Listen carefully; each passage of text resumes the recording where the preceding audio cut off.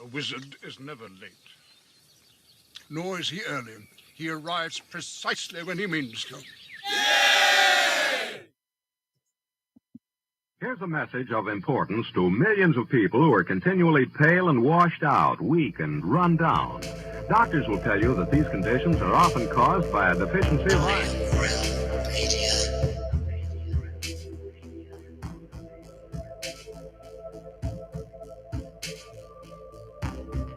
The iron you need to keep you physically fit and mentally alert.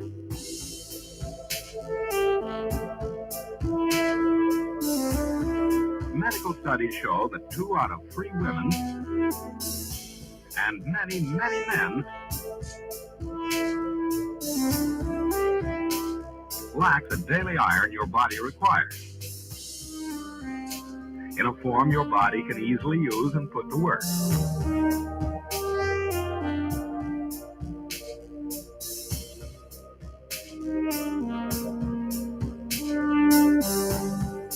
Every dose gives you more than your daily minimum iron requirement. We are awake, we are awake, we are not alone. We are striving for more. So if you're not getting the iron your body needs, We are awake, we are not alone. if you feel weak, run down, and are easily upset, We are striving for more. start taking iron today.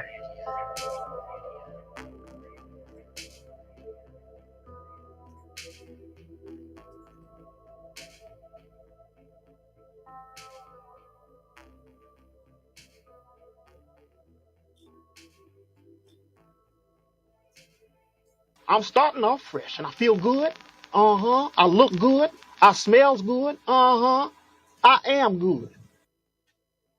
Happy Friday, my friend.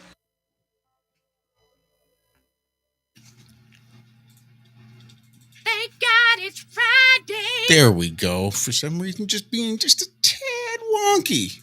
Just not quite got the responsiveness that I thought we would have on that soundboard. TGIF, everybody. Welcome to Havnosphere right here on Iron Real Media YouTube channel. We're on DLive. We're on Odyssey. We are on Twitter. We are on Rockfin. And hopefully, as of some point today, since I've already forgotten that I was going to do it, we're going to be on freaking Telegram as well. At least that is the plan. And of course, now it's still not working. I don't know. Who the fuck knows? Welcome, everybody. We've got a really exciting show for you, one way or the other. And we're going to jump right into it and say hello to the normal crew, starting off with one of my favoriteest ladies of all times, Mrs. Cammie Nodell. You might know her from her channel, Ageling717. Here on the YouTubes, Cammie, my dear. How are you doing?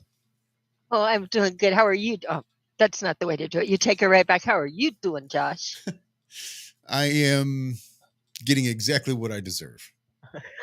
It is fair enough. We do have a great crew. I'm going to let you pass by me quickly to get to the exciting people tonight. I'm doing the fun stuff in the chat with my husband, asking if he ordered the very cool Chinese magic mirror I saw today and blew my mind. So maybe he's maybe ordering it for it. That means he hasn't ordered it yet. Is that what it means? Is that what it means, sweetheart? Now I'm curious. Do you call it a Chinese magic mirror? Now, don't crucify me here, but I'm pretty sure that this is one of those times where the term Oriental works perfectly. It's an Oriental mirror, yeah? No, it's a Chinese magic mirror. That is what it's called, is a Chinese magic mirror, and it does something remarkable. It's a concave polished piece of brass that when you shine a point source light on it, the sun, or a single point size like a single LED, it will project what's on the back of it. Interesting. Oh, yeah. It is remarkable. We can, yeah. We can maybe even go into it a little bit later. I've got some cool visuals on it, but we have so much fun stuff to do, but it has me intrigued. It's really fascinating. It broke Dave Weiss's brain this morning. No, it didn't break it. It made his brain hurt. So I guess the only question that remains is, if it was made in China, can you still call it Oriental? Or is Oriental like time period based? Or is like anything Oriental? I think. Are my speaker wires Oriental? Do I have Oriental speaker wires? Could I charge more if I market them as Oriental? I don't know. Oriental applies to inanimate objects, I think. Animate objects you wouldn't call Oriental. That's rude, crude, and sociably unacceptable. However, an Oriental Chinese magic mirror, I think, works just well, provided it does come from somewhere in the Yeah, Asia but if region. you go and order it, if you go to order it at Grand Illusions, you're not going to find the Oriental mirror. You're just going to find Bob dropped a link in there. It's called the Chinese magic mirror. You know why? Because my guess is 97% of the things in that store could be considered Oriental. So it doesn't make much sense to market everything as Oriental. Well, this one, you know what they could have done on it is this particular one on the back side of it, they have printed the Chinese signs of the zodiac. So it says, shine sunlight on the apparently blank metal mirror, and the Chinese signs of the zodiac will appear. And what's neat about these little magic mirrors is it's not happening as you think on going it back. It's quite a holographic experience almost. Fascinated. Stephen Mold, who does physics, dropped a fabulous, I don't know, Bob, if you can drop that in there too, but he did a really, really good video. I woke up and saw that he had a new video.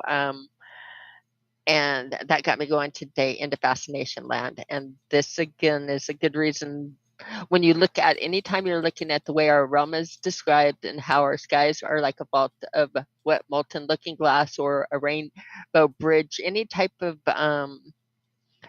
imagery, when you think of the sky that they put in there, they put mirrors. And I think it's really important that people, when trying to plot the sky, know exactly what can be done with smoke and mirrors. Things are not always where they appear to be, is what I'm trying to say. One of my favorite movies when I was a little kid was this movie called FX.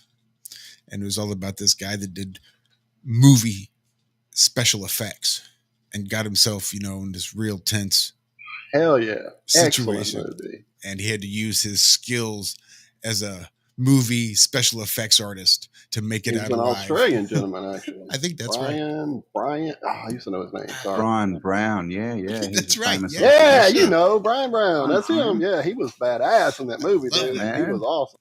Mm. Yeah, that was good shit.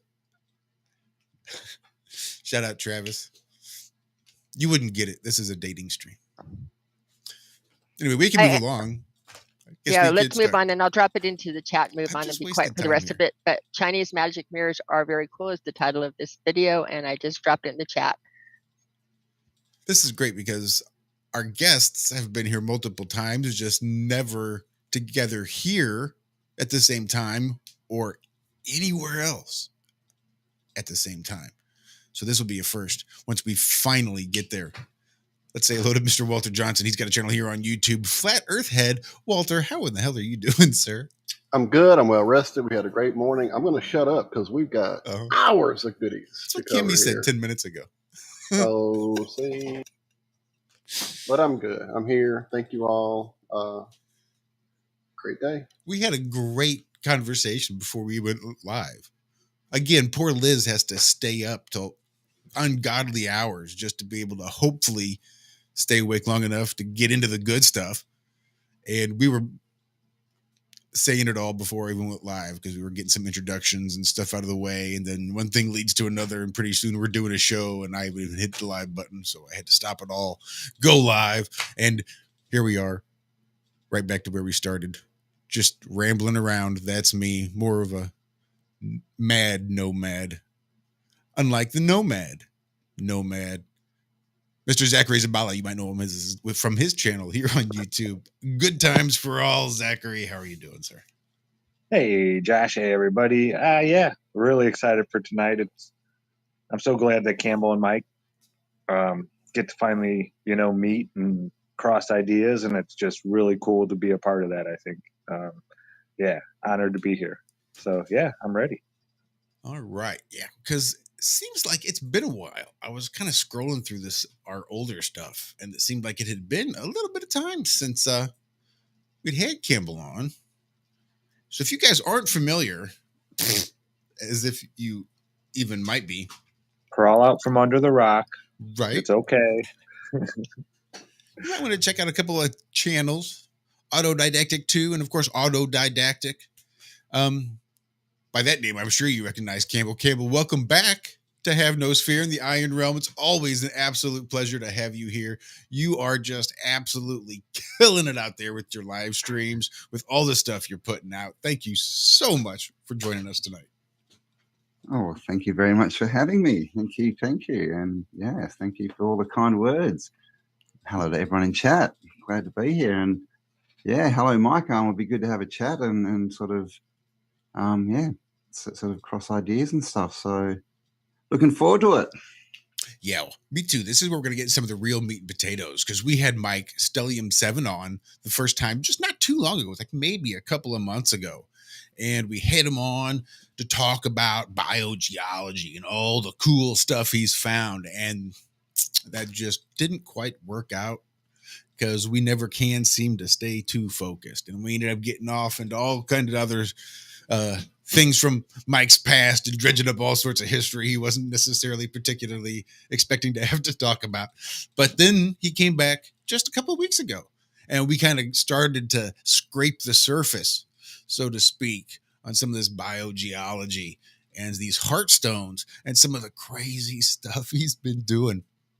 So, and we knew we needed to get him back on. So we wanted to do that. We knew we wanted to get Campbell back on again soon. We tried to do that a couple of weeks ago, and it seems like it didn't work out. And then we tried again, and I think something came up for Campbell. And then we finally said, all right, we're just going to do it. Hey, well, Mike's coming on. Why don't we just try this and see how this works? And I'm really excited to see how it works. So everybody, please welcome Mike Stellium7 there on YouTube. Mike, always a pleasure to have you back. Always a pleasure to have you here on the Iron Realm. Welcome. Thank you for inviting me back. It's a pleasure to be here again. Feels like just yesterday. I know, right? Yeah, and it's fun to be able to talk with you as well, Campbell. I've been trolling your comment sections during your live streams now for, I think it's a month or two.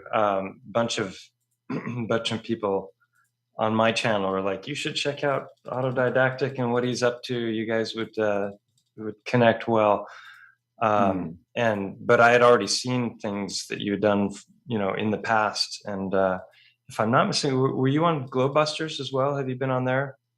No, I No? have been on classes. No, I couldn't remember, but I've definitely seen stuff. But also most recently, things that you've done with, is it Bernie? Is that his name? Yeah, Bernie. Yeah, I saw a longer one that he was demonstrating all kinds of stuff with electromagnetics, and that was a very interesting episode. So yeah, it's fun to cross paths with you. And yeah, sorry about that. I am notoriously hard to get hold of and pin down, but I have seen your comments. So yeah, no, we'll definitely have to hook up and maybe get you on the Bernie stream. Ooh, would love to. Yeah, it's fun. So yeah, now I don't even see again. This is exactly why. Excellent. Go ahead, Walt. Thank you. Actually, sorry, I'm choking. Hang on. I was going to say this is exactly coffee wrong. Why we don't want to get all the good conversation out at the beginning, because we hit these awesome dead spots. Maybe because it's great. Now, how do we pick that back up and it not be awkward? And it's already. Well, we can go back exactly where we were. I was since there was a topic we had going right before the call. Man, this water isn't even helping. Hang on. And I do believe everybody should have power. So, power, good things. Campbell, would you mind bringing that the shot of that map back up that you had laid out for us that we were just kind of eyeballing and talking about? That one, can you see that? That's the one. There it is. So this is Terra Infinite, Nos Confunden, the infinite plane. And this is Earth. This is not a scientific representation, by the way, guys. Where does this come from? Yeah. I know. Who was Nos I think the guy Confunden who wrote the book drew the map as well. I'm not Yeah. sure what the name is, but there is a book that goes along I'm with trying it. to find my copy of the book. I may have left it in the other room, actually. I ordered it like probably a day after Bob sent us a copy of this map. He had suggested the book in one of our chats, maybe, or when we were hanging out on a stream. I'm not sure, but he said it was really an interesting read. And it's always been one of my things as well, like you were saying about trying to figure out, okay, well, if it's not spinny balls up there, then what the hell is it? Because something's going on with these other people that I encounter, or that's me anyway. So trying to figure out where are they coming from. Well, that was one of the big things. Other civilizations, all of that. Yeah. I love with the flat Earth, and you know, I think we all felt it. You know, when we lost our extraterrestrials, it's like, oh my god, that was supposed to be the answer, right? but then we got stuck with this thing of so what are they? And a lot of people just tried to say, oh well, it's just all, you know, made up. But there was just too much evidence, you know, that out there that there was definitely something going on. And so, yeah, that we started going, well, where are these extraterrestrials, you know? And it's in the word. Right? It's in the In fucking name. Exactly. More land. Yeah, and even alien just means someone from another land as well. Yeah. So, yeah, that's the thing. And in this map, this is Mars. So is Mars sideways instead of up? Is what, you know. And you can even lay the whole idea of the you know, other constellations, the other you know, wandering stars. Sorry, I hit my mic and knocked it away. The wandering stars and things, you know, literally being the suns of other planets. Yes. I think I have a graphic for that. Okay. I have to like pop in on this a little bit with the please. Okay, I'll leave the map up for a bit, and Kemi. this one, I will say that like with Stellium's work and the matching up, and that is my thing with the what do you call it, the geography? Biogeology. Thank you, and I'm tongue twisted, but that to me, what you're doing is so important, Stellium, because it feels, I mean, it touches reality to me. It does not feel like fantasy, even though it sounds too crazy to be true, but you're proving it. In other words, you're methodically making your points on this. When you're doing it, I've noticed that when people do these maps, they feel like complete nonsense and fantasy to me, and everybody gets their own opinion. But as soon as you're putting those different planets and making them like on the map where you're saying the outer rings are the suns of the other planets, and that what you guys are doing is you're taking the ball model of the planets going out instead of straight up over us. When you do flat Earth and you in reality flatten the map, you also keep everything between the tropics, so they are on top stacked.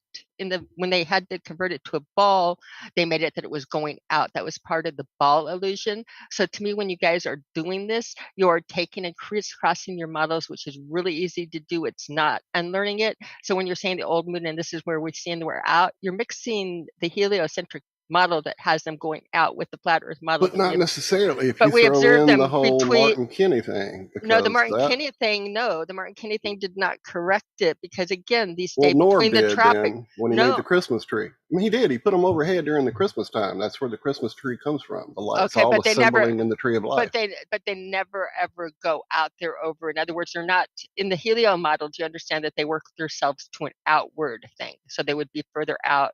On the flat Earth, I'm going to be for stuff like this, I'm going to be too stuck in my, you have to touch reality or touch base on like where did all of these islands come from, or where, when they're doing the ponds out there and doing these worlds, are somebody dreaming them? Is there any history that points to it? Well, actually, I have a little article from 1907. Yeah, they just said this wasn't scientific at all, Cami. This is just a picture. Okay, so it's fantasy. So we're doing okay. There are all the so disclaimers were right there posted okay. underneath. Disclaimers is that we're not in reality world. We are in. No, it's just basically an idea. it's entertainment. Okay, It's entertainment at this point. It Yeah. is Okay. projection based on information Hold on. from the book. Okay. Where I just is like it? It's I like under my I love entertainment and I love reality. I just don't like people mixing them. I can't open it. I can't. And that's my yeah, no, that's fine. we may have to kick me off But- the show tonight, and that's fine. I might have to listen. Oh yeah. Josh You knows have how to come and mute me. listen to some of my Tartaria podcast. I won't. Yeah, I can come on. I won't. I actually So, won't get we triggered have or here upset. an I'll article just speak my mind. from a Hawaiian Mhm. newspaper from 1907. And in Mhm. this story, it talks about a guy who went to a Japanese temple in the mountains of Japan for some healing. His brother was dying. He went there for healing. And while he was there for healing, this map was found. This map in a 1,000-year-old, it was said to be 1,000-year-old map drawn and hidden away in this Tibetan temple. Shenanigans. Okay.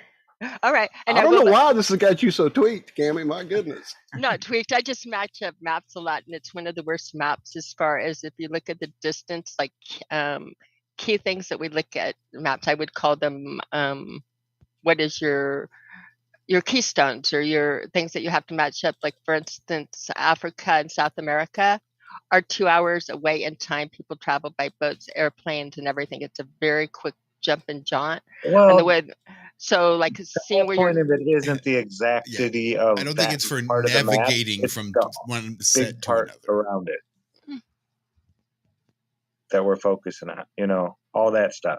They may not be Okay. exactly how it is, but this was a map that was found. Okay. It can be a map that was found, and somebody could have again and had it. I just I can't. It's like hard to take measurements, and that it like throws you out of reality. So I have to put on my. This was I have to supposedly smoke and. thousands of years old. Okay. You know, found in a Tibetan temple.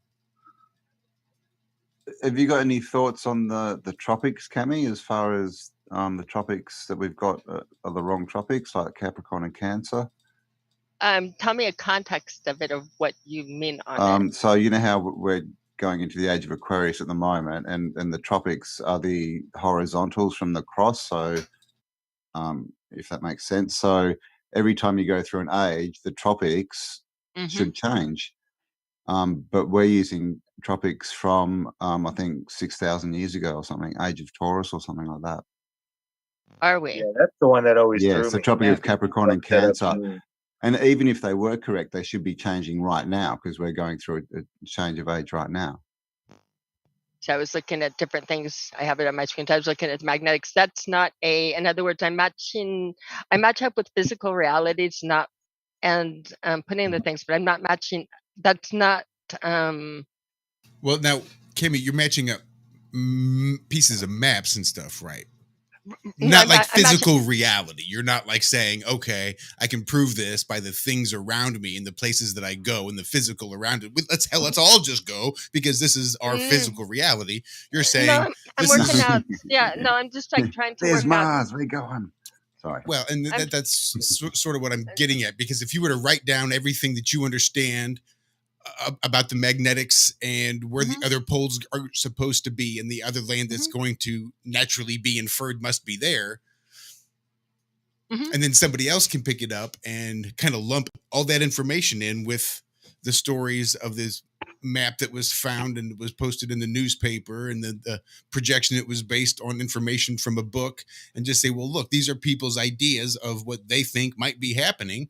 But again, no offense, there's no way to take it and then match it with the physical reality around us, where, hell, let's all go prove that this is the information on these papers then can be matched to the physical reality around us. Right. We were talking about how those maps were gold, right? Who was that? Oh, yeah. Cambell telling us that before the show. And there's some really, really good ones in the past too. There's some that I think are on the older maps. I can even tell you like ones that would match up with measurements and things that we take. In other words, I'm just like matching up and doing like little things. Like we were looking last night, we were talking about the Diamantes Islands in the between Alaska and Russia, and how you have those two islands that basically touch each other and they're 4 hours away different in time. And so that to me is a deception on how they do the time zones. Because if you looked at solar noon, like solar noon today on one of them was 11:19, and solar noon on the other one was 3:19, which has them 4 hours away in time wise, but it was still the same solar noon happening at the same time. They were just renaming the time zones. In other words, the sun was over, of course, the two islands. So it's the way that I look at the deceptions and how they're putting the map together, and I'm trying to untangle reality. And I don't know any of the answers, but I know something. In other words, you look for key places of reality that too much reality has crossed over. Too many things has happened, and Mark says that this has to be real. Most of the map is, gold it's looking for and doing it. So it's like finding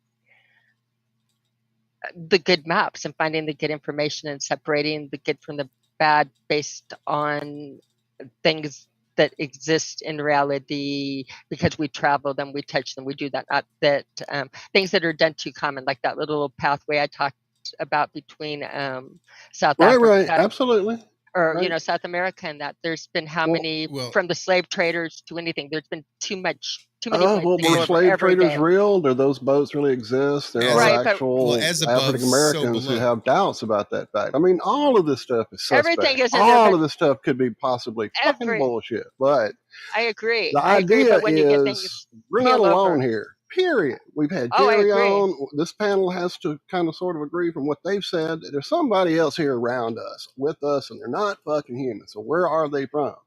Are they from in the earth and all this outer earth shit's a deception? Possibly. Are they from above and the outer shit's a deception? Possibly. It could all be a fucking deception, and we're just all in a little arcade somewhere plugged into a machine, and in 10 minutes when our quarter expires, we'll go, fuck, that was an awesome game. It could be any of that. But it could be with this idea that this guy I know came up with a few years ago regarding flat earth, about this preponderance of evidence, in my studies of everything, not just flat earth over the last 8 years, but in my life path, I've studied many histories, many mythologies, many places that have been visited, told about, mapped out in many various forms, in many historical, religious maps, etc. And when you take all that preponderance of evidence and lay it out together, you may not have a geographically correct map, but you have a pretty damn good idea that we're inside a place that we're not really going to easily get out of. And other fuckers are out there, and they can come and go. Now,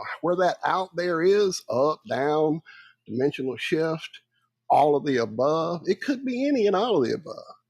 But again, that book, nobody said it was science. It was maps. Nobody said it was science. But here's an article.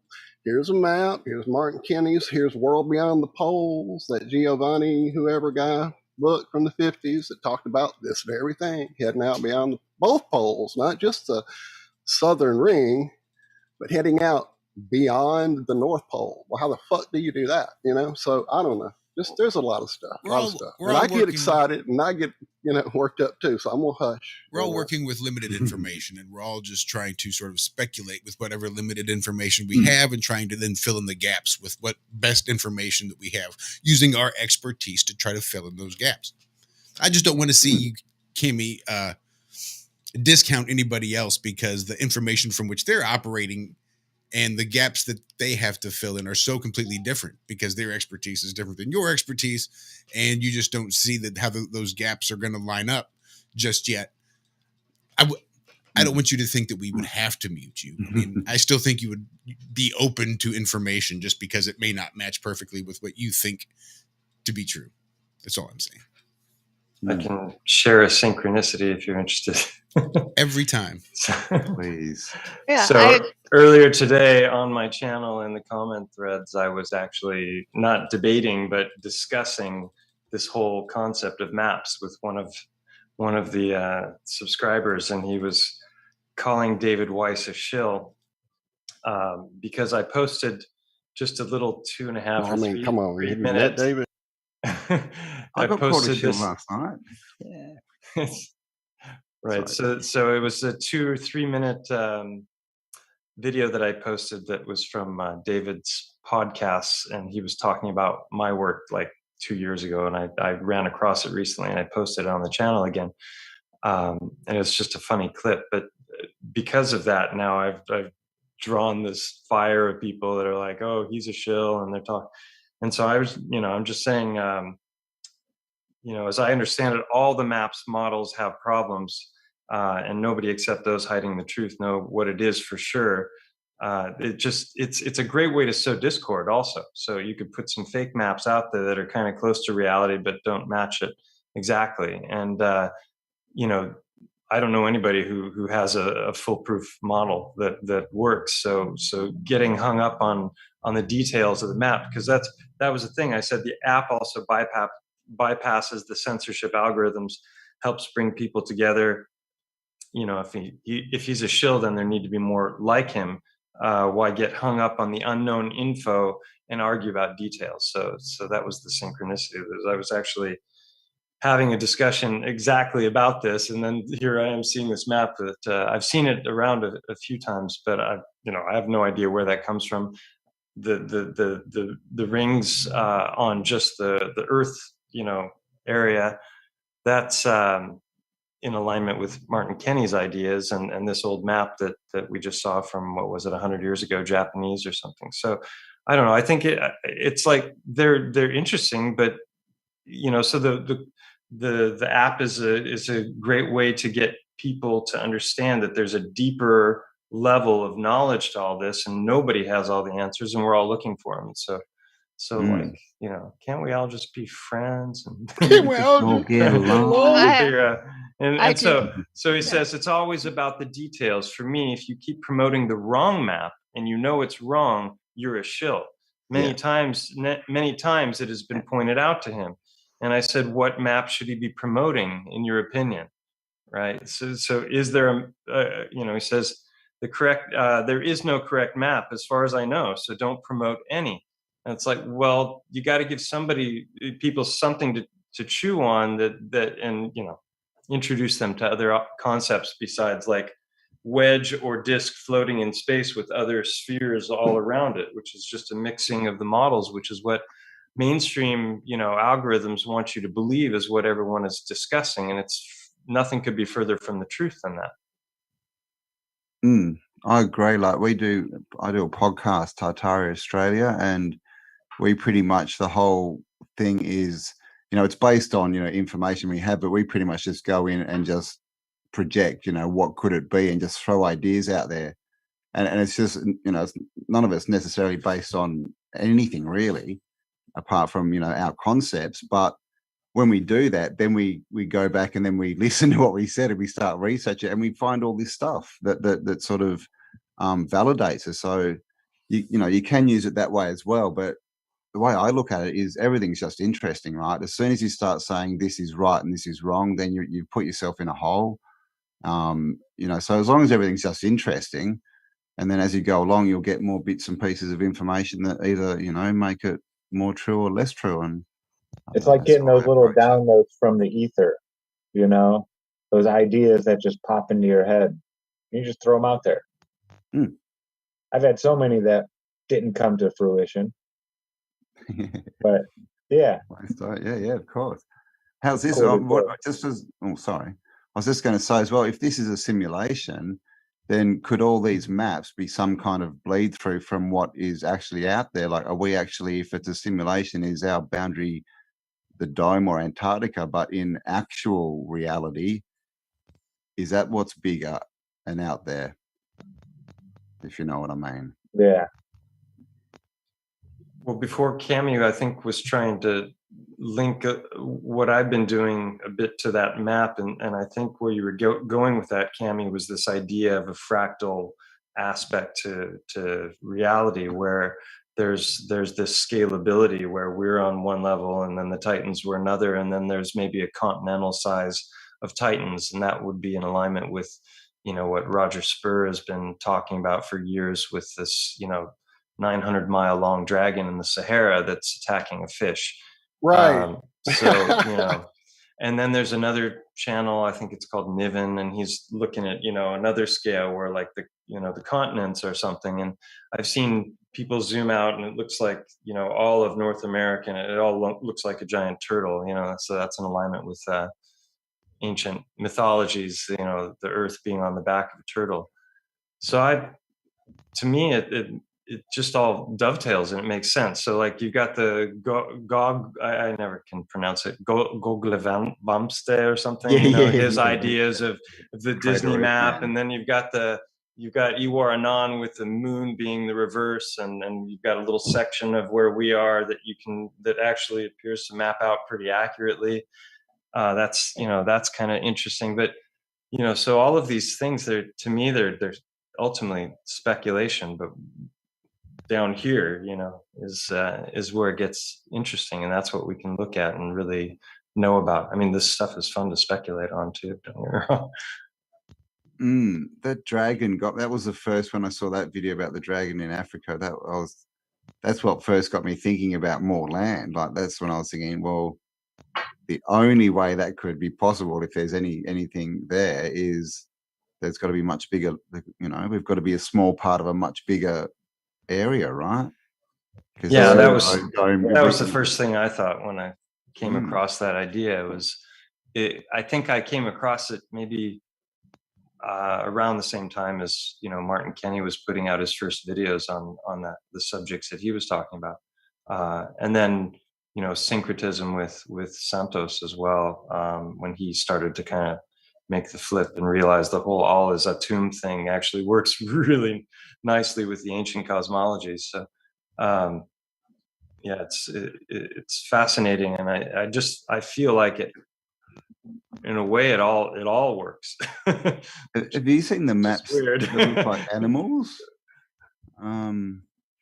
Yeah, I think I've got a couple.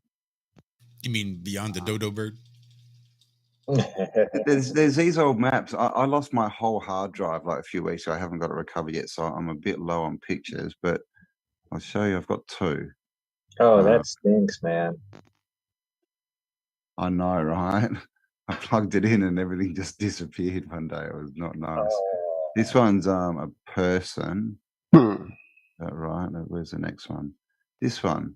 You see how like it's a lion, right? It's actually an animal. And there's a few of these, and with animals, obviously the last one was a person too. So, what are these telling us, right? Wow. Those are fabulous, by the way. What if this is not a reflection, but I'm trying to think of a word, like along the same lines of what they're doing or what's been done for centuries in the sky, making the shapes into things we recognize so that you can easily remember, okay, the lion area is bam, whatever these countries are. And the lady in the lake area are these, same idea. Do you with think the it's like constellations tagging being Cancer and being different trade routes and you mean like learning aids? Well, sort of like that. Just the idea of this is what this area is going to be remembered as. Like I said, it's kind of a reflection of what the constellations are in the sky. But let's use countries or use little land areas. Because I've seen where you take the Mercator side projection that's behind all the news anchors, and you can turn it into a big cat playing with a ball, kind of. Here, let me find that picture. Hold on. Really? What? Yeah, one second. There's bloody cats. They're everywhere, man. And I want to interject here just because on all of this, I haven't been upset. On the map, I didn't like the map, and should I say I like it? I'm just like opening up a curiosity.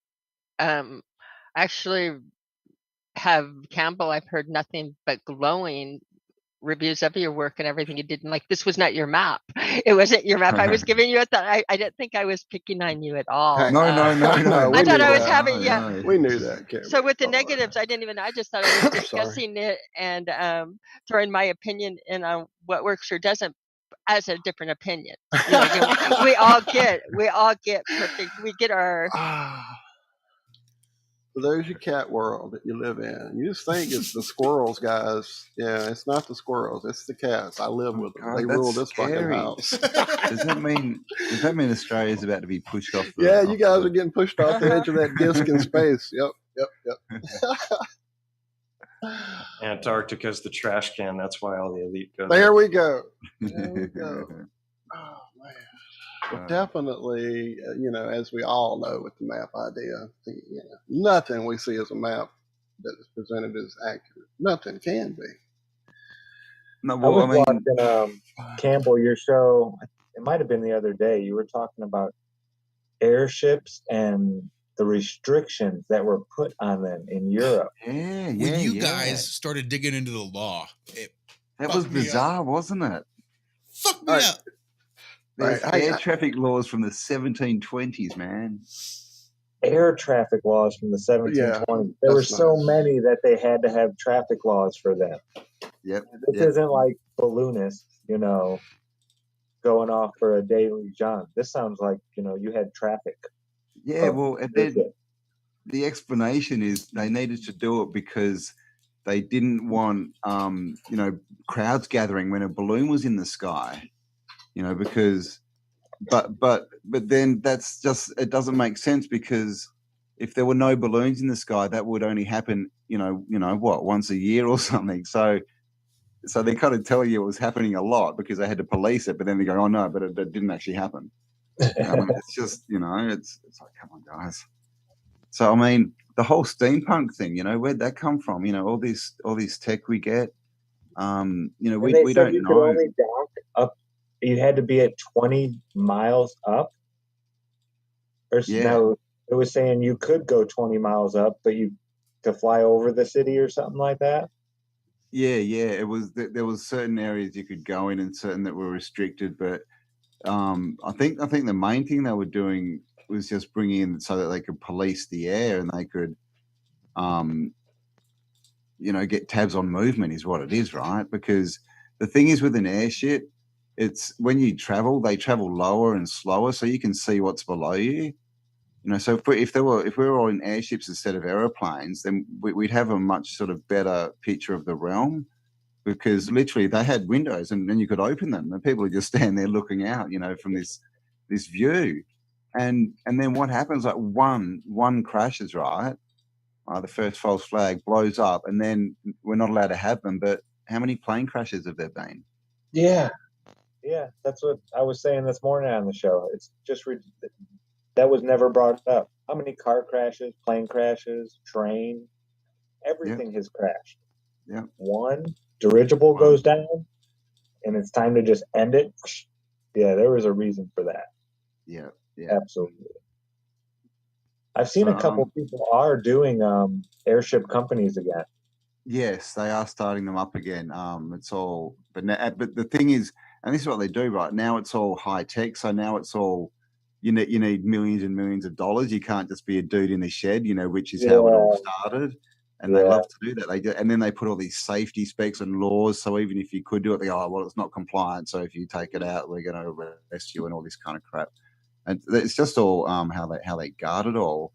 But I also saw this. There's a channel called Jared Boosters, who's really good, guys. Go check him out. And he was reading this book from the early 1800s, talking about all these cigar-shaped UFOs that were floating around that people were seeing. Sir. And a cigar-shaped UFO is a pretty interesting description of a shape, isn't it? Sounds a lot like an airship, really. And I've always hated that whole explanation of, well, that's the only thing they could come up with to say that's what it looked like. Oh, because people are idiots, I guess. Just call them Monica Lewinsky's, I think.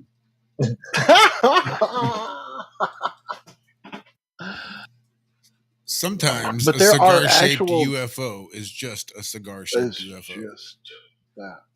But yeah, there's some great old drawings, wood cuttings, etc. of those very things, cigar-shaped craft in the fucking sky there.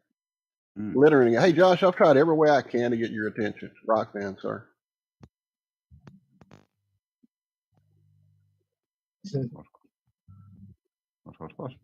Did you ever get into the whole UFO phenomena, Mike? Well, I was always interested in the whole alien thing when I was younger. All the sci-fi movies and all that. Which one comes to mind the most? What's the movie that you always go back to when you think about space and other planets and beings? It's Mine's just the it's a bit last of Starfighter. everything. I mean, the biggest impression until the Matrix came along was probably Star Wars. When I think 74, I was like 8, and my grandmother took me to see it in the theater, and you know, it was like before Star Wars and after Star Wars. You know, and yeah, but then once I started to question Earth shape and realized that NASA was full of bull,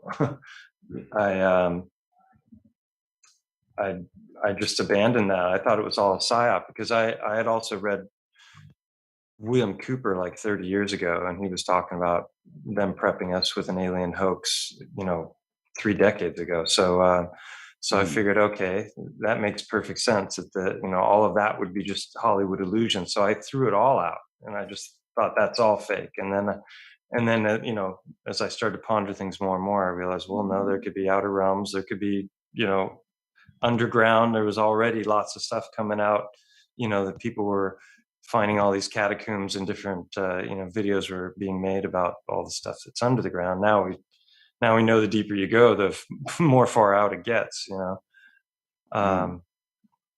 So it's you know, been a journey. So now and then also you've got the whole other dimensions, and psychedelics are definitely an access to other realms. And then I imagine there's all kinds of ways to do it on the natch too, if you're able to. But so other alien beings, I'm sure there's all kinds of them, and maybe they're all around us and we don't perceive them because our senses are not attuned to that. There's actually a lens you can get that people are showing on TikTok. I don't know if it's real or not, but they show it and they put it in front of a camera, and you know, all these UFOs appear in the sky and Is take that it the away. And you can't see them. Is it Pardon? dicyanide? That sounds familiar. It could be that. Yeah, it's supposed to sort of let you see into a Ghost different lens spectrum. idea.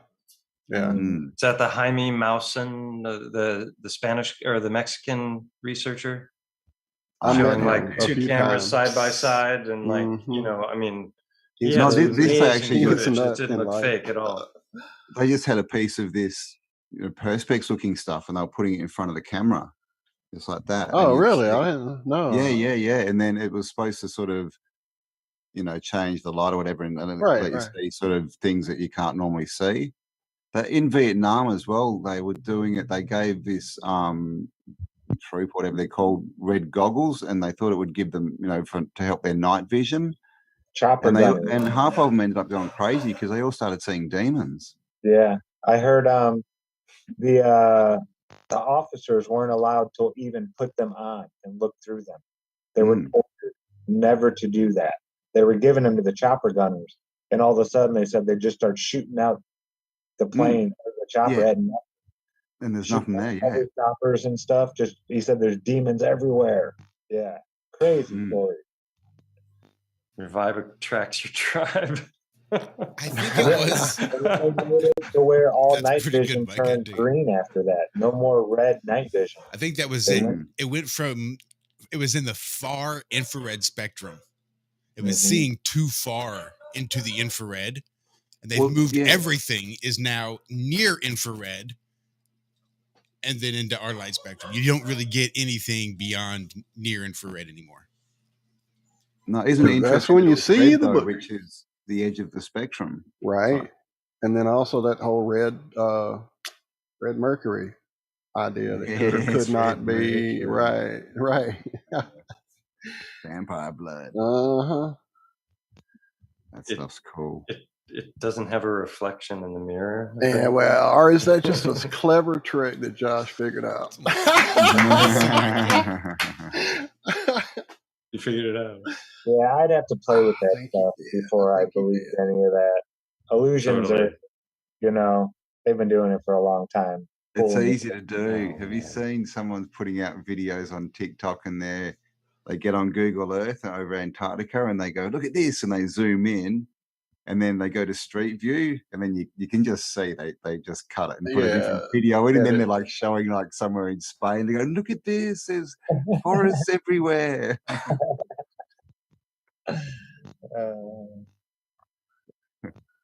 And Well, I people, know it's that's the sad part. Yeah. with some of that AI stuff that's happening. I know you and Dave talked about that this morning a bit. That yeah, man, it's going to be so hard to discern with your eyes anymore. I mean, that's what they've been doing to us, is trying to make these eyes useless. But with that, my God. So yeah, I mentioned it with David when we were talking off the air. He came popping the call as we were leaving the call earlier this morning or yesterday, Tuesday morning. But talking about the photo forensics app to throw some of these, these AI generated pictures at it and see what it does and see if that's still going to be a viable way to, Yeah, to right. know what the hell we're looking at. That's a very interesting idea. Yeah. I want to try it and put some names in, specific names like Napoleon or Benjamin Franklin, and Oh just wait, I got see what one. happens, I got because one to show you, brother. Hang on. because Dave was saying he reckons it's somehow connecting to consciousness because when he's putting in like the words for a Right. picture, Oh, I he forgot I says it was often looking this comes up. up with the picture that he's seeing in his mind, Hang on, let me get to it. which is freaky. Closed it. Well, I'll tell you what. I got about 3 of these that I play with Oh consistently. man, that is not it. I don't think it's consciousness.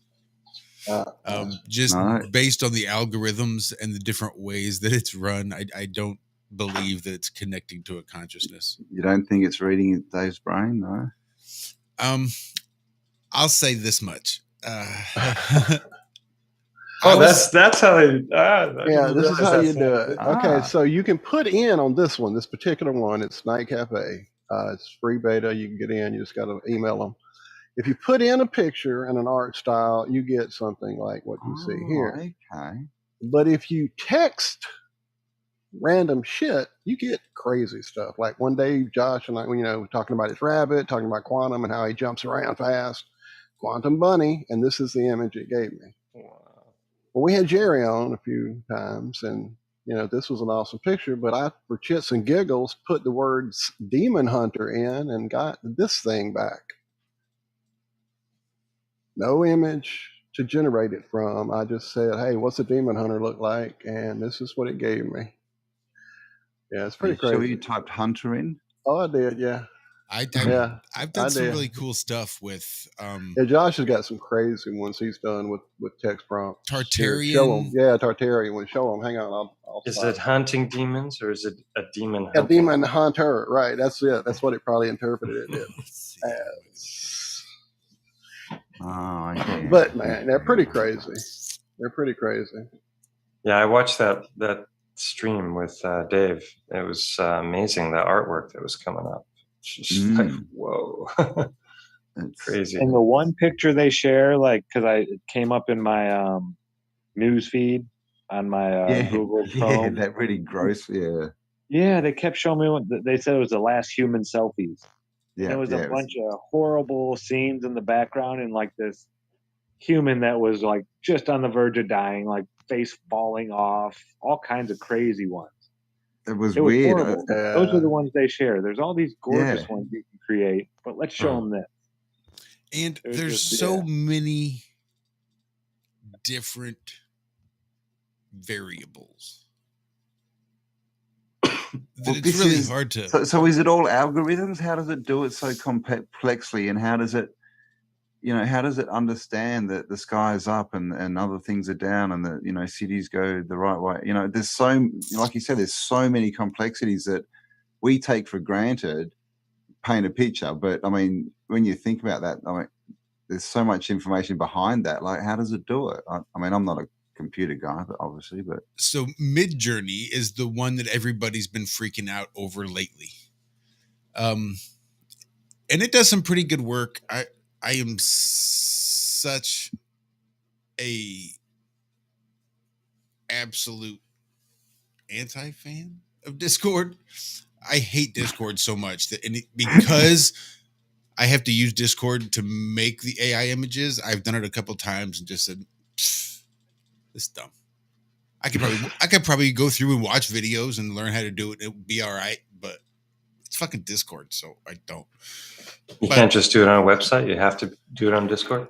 For Midjourney AI. For Midjourney, it is based on Discord. Yeah. That's where it exists. You have to go through and you have to pay attention to the feed. There's so many people putting in prompt requests. You have to go try to figure out the right time to go back and check, or you'll miss it in the big flood of shit. It's pretty crazy. But the one I had up, it's a little maybe it's not as robust as far as the actual. And it could be if you get crazy with the prompts. Again, Josh has come up with some really nuts one with Tartaria giants, geysers from below the earth, just crazy prompts and some really crazy images. Well, it was like I really like the thumbnail you made today. That's awesome. Yeah, I want to get a copy of that picture of me. That was nice. Surely, I'll send it right now. I'll drop it. Hang on, I'll send it to you on Skype. That'll be easier. And because, I use Night Cafe too. Night Cafe is one of the easier ones. There's many variables. There's a simple version, and you can click the advanced options and run the advanced options, which really aren't that advanced. And they're not great. Yeah, it's still pretty mid-level. So, I will drop into link. I dropped a Night Cafe link. If you'll drop a Midjourney one, I don't have it. I don't have the Midjourney. I'm going to drop the one that if you can learn to run it, it's really cool.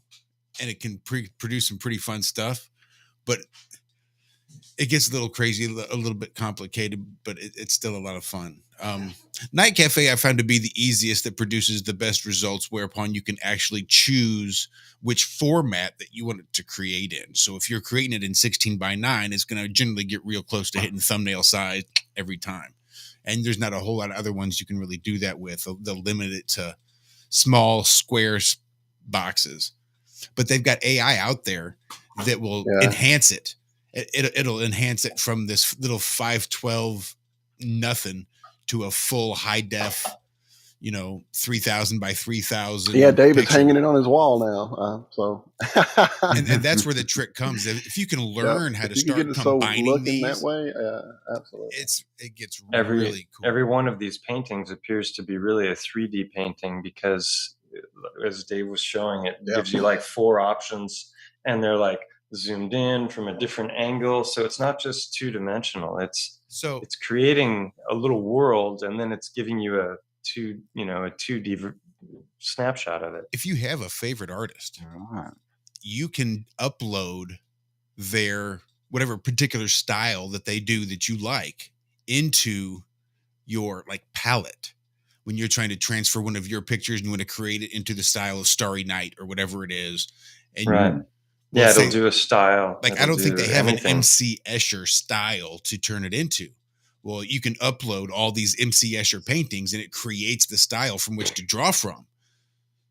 So now it's actually being able to use that MC Escher style and take whatever picture you want to use that style, and then AI blends them together. It's really crazy. It's, again, if you can learn how to start running them multiple times with different settings in your algorithms, so it changes it up a little bit here and there, it really works out well. You get some really cool stuff. I think Walt's showing on the picture. I have them. It's kind of hard to get all my stuff squared away, share my screens with you guys, and get it all back out. I wasn't thinking, man, getting you all. This is one that David just shared with me. He made this in that Discord, it said. This is Zach. I thought you were sharing, Josh. I'm sorry. Yeah, not bad. No. That's not one that Dave created, is it? There's no fucking way. I'm pretty. Let me go check. I hope it doesn't cut it off. Discord app net. DITRH, ancient city skyline above the clouds, sun setting photo. Those are the words he used. Yeah, he had a few others on that same theme that were beautiful. Hold on. I still think maybe you're not looking at it right. So what are the chances? Let me pull something right. I drew. This is AI. Remember all the variables? and the AI and all the information from which it gets to draw and pick from. Where would I put it? Oh, hell. Did you know that when they went through and they were looking at Da Vinci's artwork, that it's all, they took cuttings, like flakes of paint, and that it's microns thin? Yeah, I heard you saying that earlier. That's like it was printed. Like it was, well, it has to, yeah, it would have to be, right? Because microns, I mean, that's not even one layer of paint, let alone many. Wild. I also saw about a couple of years ago, there's more than one, there's like, they were showing this picture and it was a room full of Mona Lisas. like all kind of slightly different and stuff, but very similar and from the same age and that. So we don't know any of this art really, you know. It's like the architects, they get all these buildings and they say, oh no, it was just this one amazing architect, he'd made them all. And they do the same with artists, don't they? You know, you look back through history and how many really good artists are there? There's only like a handful. Well, Frank Lloyd Wright, I mean, I know they have pictures and stuff about him and all this, but that guy designed more houses than it's insane when you think about it, and all the books they have on him. I question that. Did he really design all of those? I mean, because they're all intricate and different. It's not like he had a general layout. He would go to different cities, like hundreds of houses. It's just ridiculous. It's like music and these bands, you know, like the Beatles, right? I mean, you know, now we know that the deal that they weren't writing all their songs, so it would be just the same thing, wouldn't it?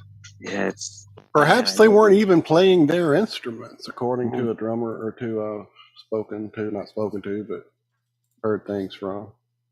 Some guy claims he played all the drums. Ringo played nothing. Well, I've heard that at least, yeah, Ringo is pretty suspect. You know? Right. Cambell, where are you at with the whole big tree thing? Sorry to derail the conversation. That's what we're here for. I want to hear all that.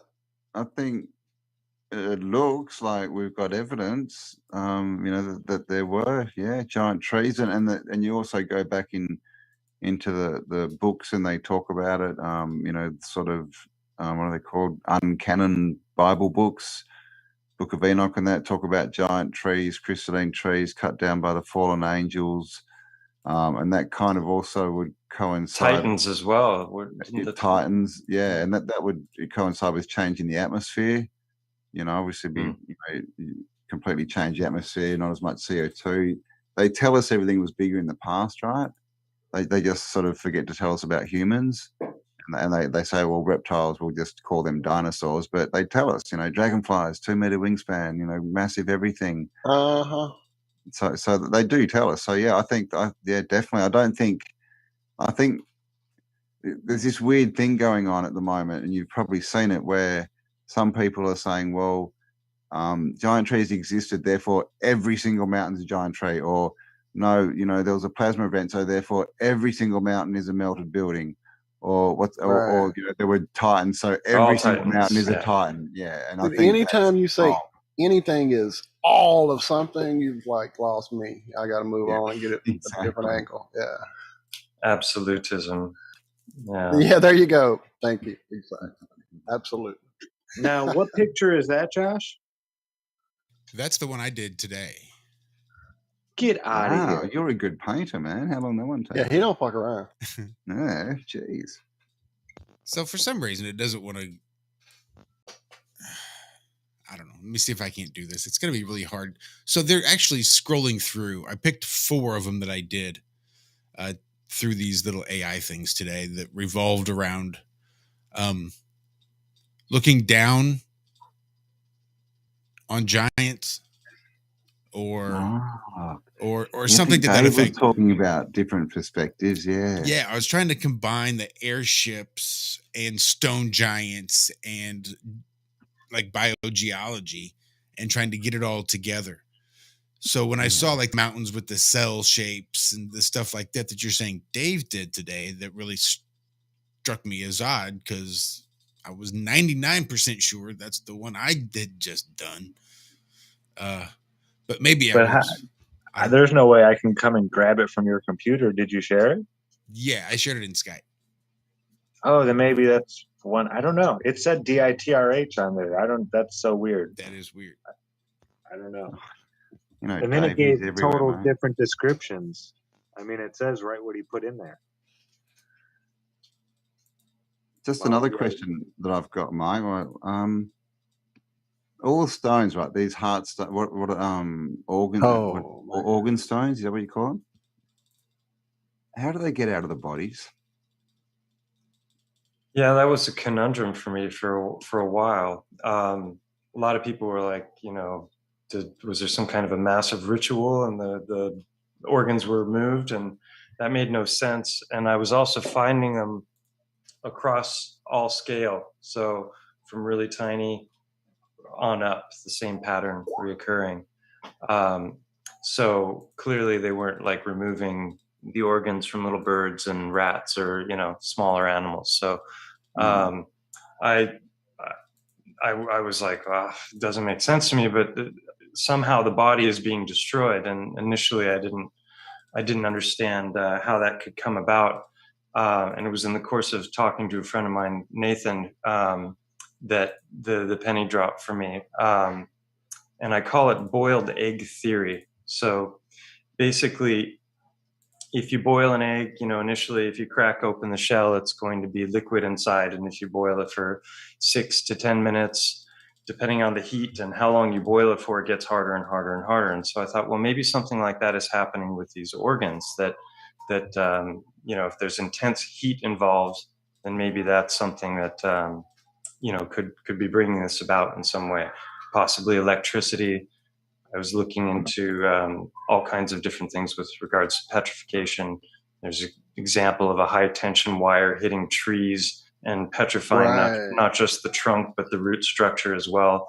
So I was thinking, well, if that happened to a body, what would, that's the one that Dave did earlier. Yeah, that's where we got confused, I think, Zach. Yeah, that's the one Dave showed. Yeah, that's City in the Sky one. I don't know how I got that picture. Well, you know, with the heart, I'm sorry, Zach. Sorry, go ahead.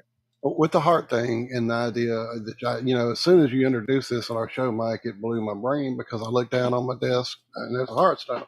Go outside in the dirt and it's a heartstone. I'm digging up bricks and there's a heartstone. It's like, okay, what the hell, you know?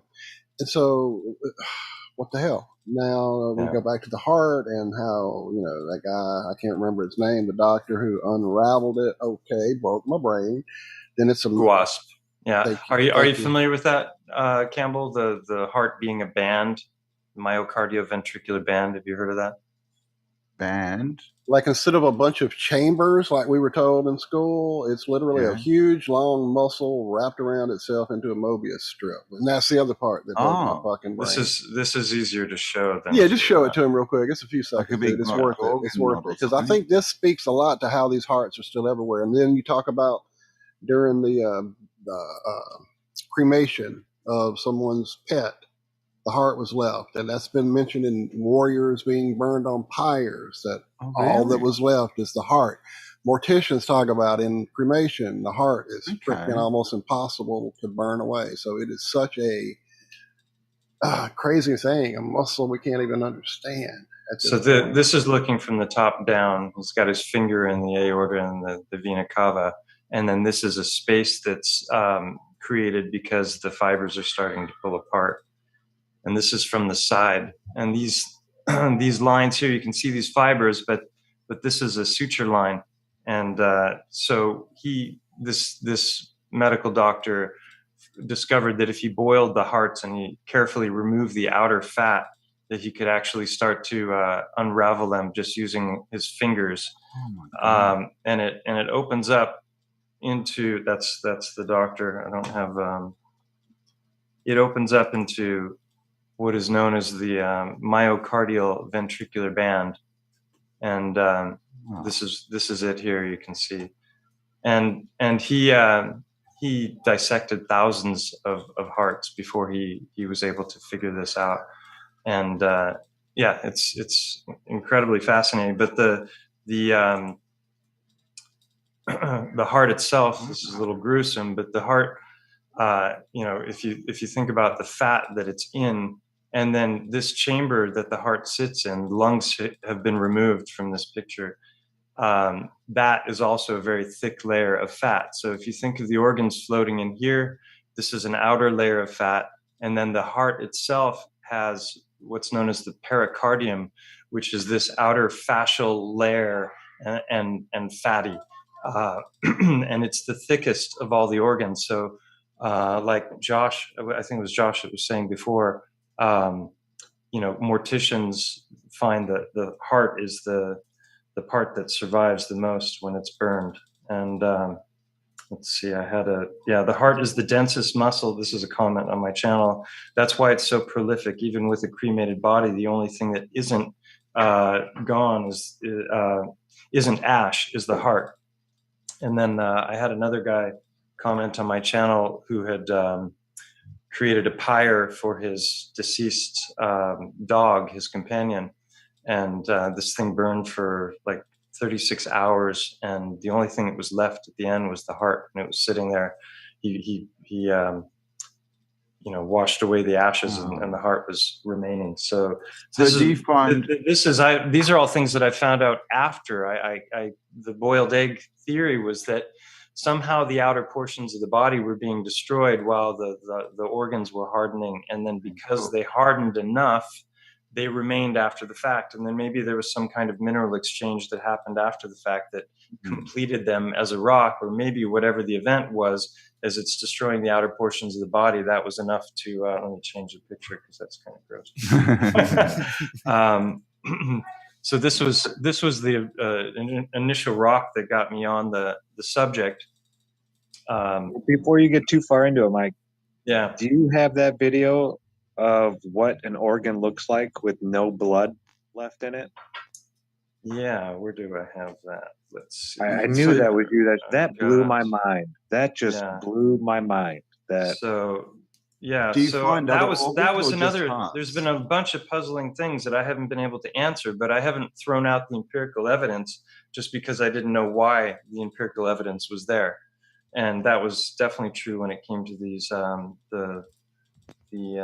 the fact that a lot of these stones are bone white, and I'm like, why? Some of them are pink, some of them are red, but some are bone white, and I didn't understand why.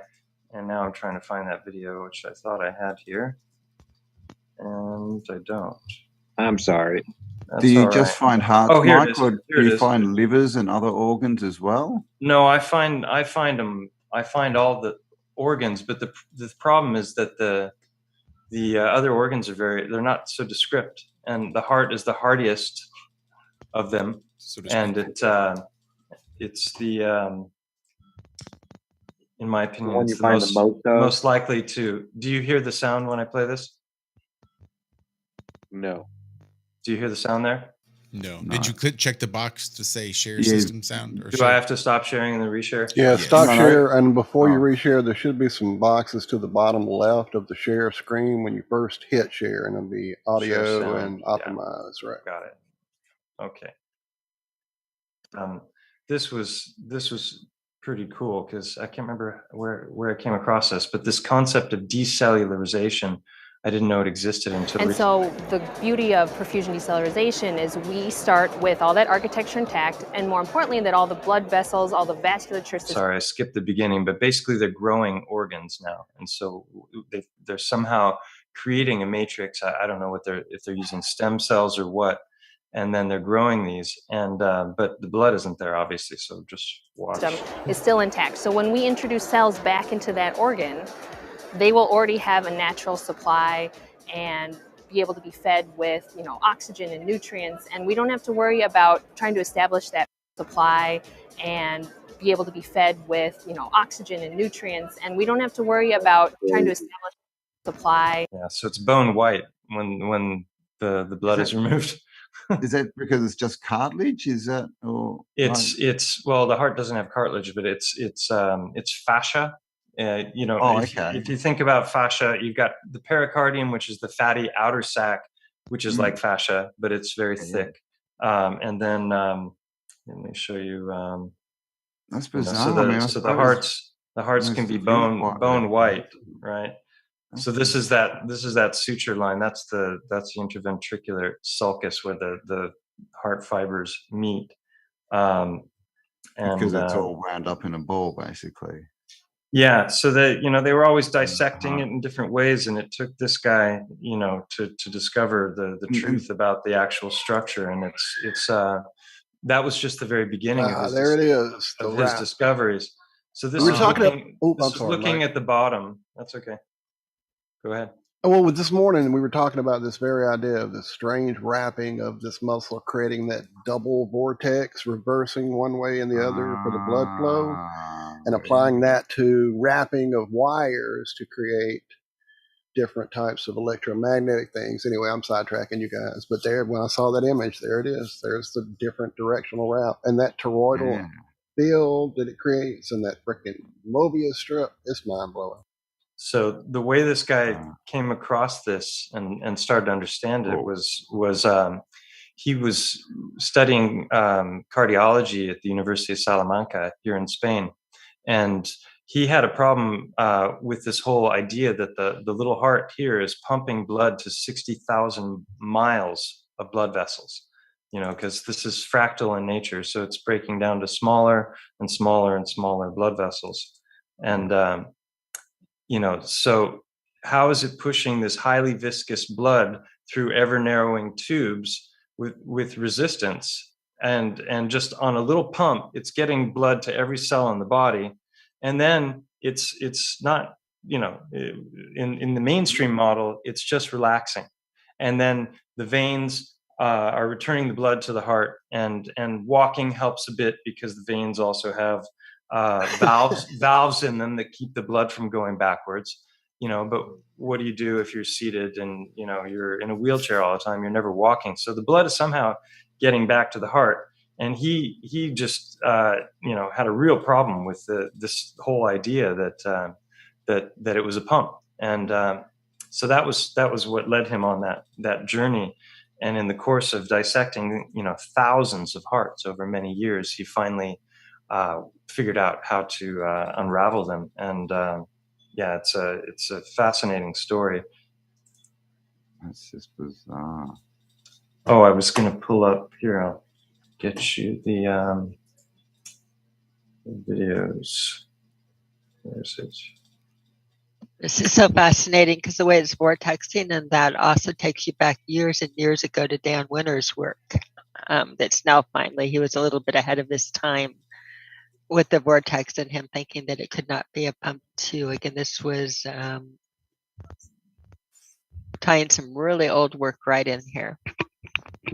Yeah, and there's the Mobius strip in this picture right there. It shows the little twist right there in the middle. Mm-hmm. Yeah, that was. I think that may be my contribution. I haven't found that anywhere else. Well, it's awesome because it's there without a doubt. Yeah, because I'll show you in a video here. This is kind of repeat for people who were here with. But dude, it's so mind blowing. It's almost like playing a guitar or learning a new skill. It's something you need to keep on and work with because there's a lot to it, and it's so outside the norm. It takes a couple times before it starts to sink in. Yeah. So this is the cardiologist, and basically what he discovered, and you can see it coiled up here, is that when you look at the heart fibers and the way they twist, and it's basically rolled up like a knot. It's a rope. And so he that was the first part, and you can see here when the heart is contracting, it's got this spiral twisting to it. And this is the standard model, which it's this 4-chamber pump, but that's not really how it's functioning. And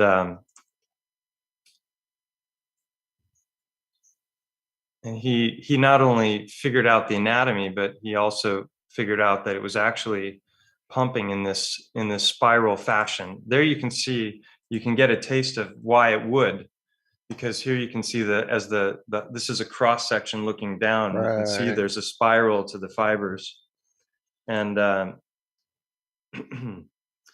that's him giving a lecture talking about the discovery. This is an amazing documentary, by the way. It's called The Helical Heart. This is from my video called Helical Hearts, Petrified Organs, and Synchronicities, where I talk about, here we go, he's gonna dissect it, or no, they're gonna explain a little bit about the structure first. So,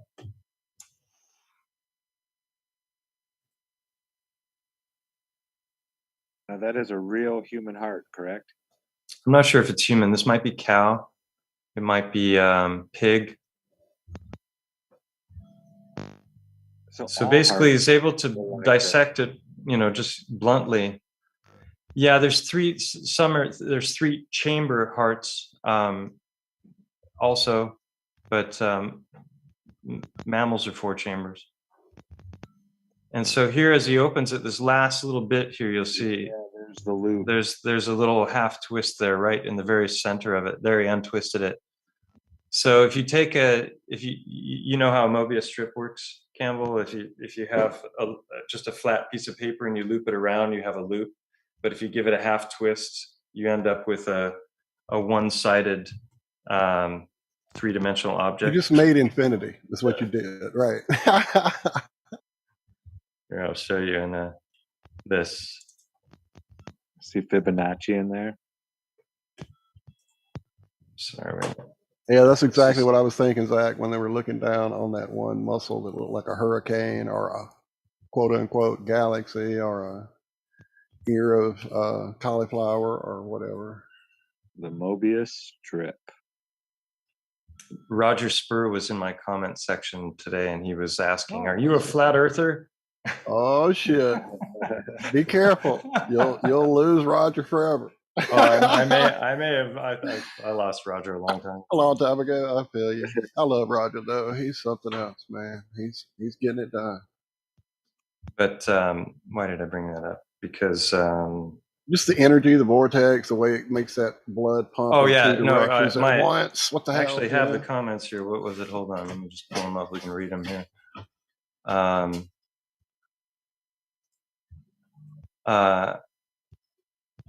Yeah, I posted this little short video the other day, Biogeology Walk and Talk, Limestone or Lime Bone. Yeah, I watched that one. It's just like 3 minutes long, and it's just this section of the mountain that I was showing some of these reoccurring themes that I've documented in the videos. And he said, 100% agree, blood vessels and vein blood, all biology. And I was like, and bone, you know, because that is the title of the of the video, and plasma.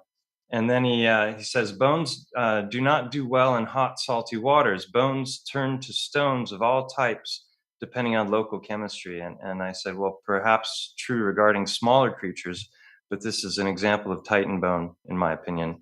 And then I said, see parts 4 and 6 of Unveiling a Titan for numerous examples of histological comparisons. And then he says, I hope you're not a flat earther.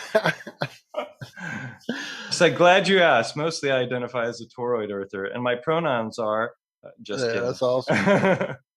Seriously though, this is a little bit long, but I think it might be worth reading. My pronouns are. Seriously though, I'm fine. I'm fine admitting I don't know what the Earth shape is. I'm open to a variety of possibilities. Toroid is my best guess. Perhaps even some sort of cymatic utterance of the Godhead. I don't know. I'm okay with the possibility of never really knowing for certain. Empirically, though, it certainly measures flat. Modern optics, infrared, prove that we see too far based on spherical geometry of a ball the size they tell us. There appears to be no detectable motion or discernible curvature, and I've yet to hear a good explanation for gas pressure existing adjacent to a vacuum without a containment barrier. So yes, I'm definitely a globe skeptic, and much of that skepticism has been fueled by NASA's blatant hoaxery. They've been proven time and again as a bunch of liars. I'd like to know if you still consider NASA to be a credible organization. Also, apropos Earth shape, in several of your videos, you've made it clear that you despise flat earthers and have even accused them of ruining your life's work. Yet regarding Earth shape, I have long wondered, this is another synchronicity because we were talking about this earlier. I've long wondered, how could that 900-mile-long dragon, along with his big fish friend, possibly live on a 24,901-mile circumference spinning ball? I've never been able to get those ideas to work together. I do find your work on the dragon very interesting, though. I think it supports something other than a spinning water ball, but that's just my opinion. As I've said many times in interviews and videos, your work was one of the things that led to the penny drop for me with Molten Go. One last question. I haven't watched any of your videos about the dragon for a while, and I'm wondering if any boots on the ground evidence has actually been gathered in support of the hypothesis. He didn't answer that one though. Yeah. I wonder why. So yeah. Well done. Anyway. Well said. Yeah, no. So I don't know if he's how never does it- given my channel he's mentioned it in passing, but he's never talked about the Hearthstone research. In fact, he came up with a really cheesy Hearthstone video just a week or two ago. Makes no mention of the work that I did. This is just all talking about vortexing and Victor Schauberger, and then it gets back to this is what I wanted to show you here, proving the spiral contraction nature of the heart. They blew it up with a gas, I think nitrogen, and then they did CAT scans as they blew it up and it shrank. And you can see there's two opposite rotating spiral patterns there.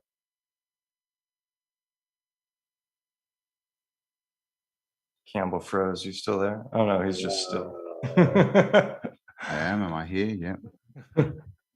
So so then the question with the boiled egg theory, getting back to your question, Campbell, was what about the rest of the body? Where are the arms? Where are the legs? Where are the skulls?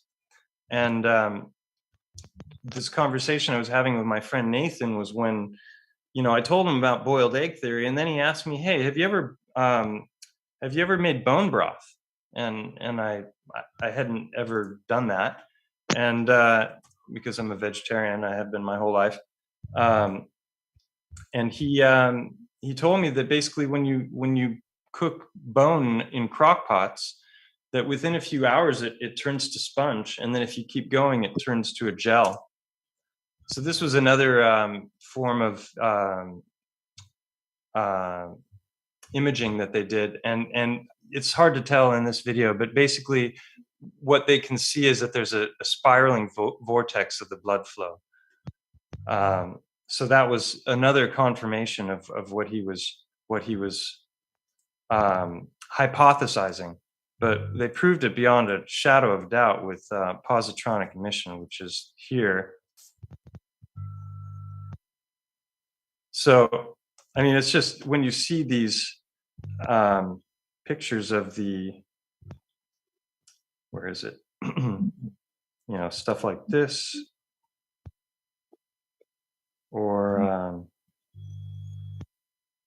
this. The strongest electromagnetic field apparently in the body is the heart. Absolutely. And so it's powerful. Yeah. So that ties into vortexes, which ties, into this whole understanding that it seems like everything are vortexes. So there's that. You can kind of make out the twist there. This is speeded up, but you get the idea. So in this video, I tie this back into this work that I've done on the hearthstones, because at that point there in this video where he's come on, where'd it go?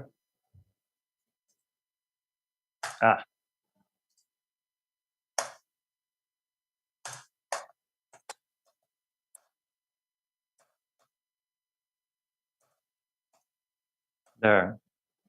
Basically, he's showing that line, and that was when I realized that a bunch of the stones that I'd already gathered had not only the harp shape that I'd been documenting and showing, but also these lines in the right places as well. So that's what this video is about. And have you cut any of your stones in half? Funny you should ask. You owe me a Coke, Michael. Jinx 1 2 3. Yeah, if you go to my channel here, no, my channel.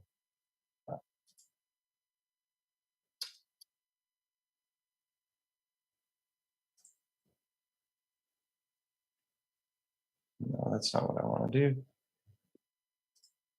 Yeah, you're worse than me, man. I think gonna with say, the open man, tabs, with you- the open you- tabs. You've got 11 YouTube tabs. Yeah, but you don't play. I was What's the champ. that? I thought of having too many tabs open, but Mike can put the run for my money. Oh Yeah. God, is that? I got no. These are the things that I thought about showing. But what am I doing here? My the videos. cutting them open. No, Yeah. I'm trying to go to my channel. Sorry. I'm so bad. I use more than one search engine. I literally have like different search engines, and they all have 10 tabs on them. Right. Yeah. So we're all pretty good at it, I think. Oh my gosh. Okay, here we go. So to answer your question, I'll just go really quickly. This was the first video I did on the subject of the hearthstones, because I was frustrated by the fact that there were so many claims being made that didn't have a whole lot of substantiation behind them, and I ended up finding that rock. This one stone has 25 different anatomical correlations. Then I went out and I filmed looking for others, because I figured if this is actually something that's possible, then it should be repeatable.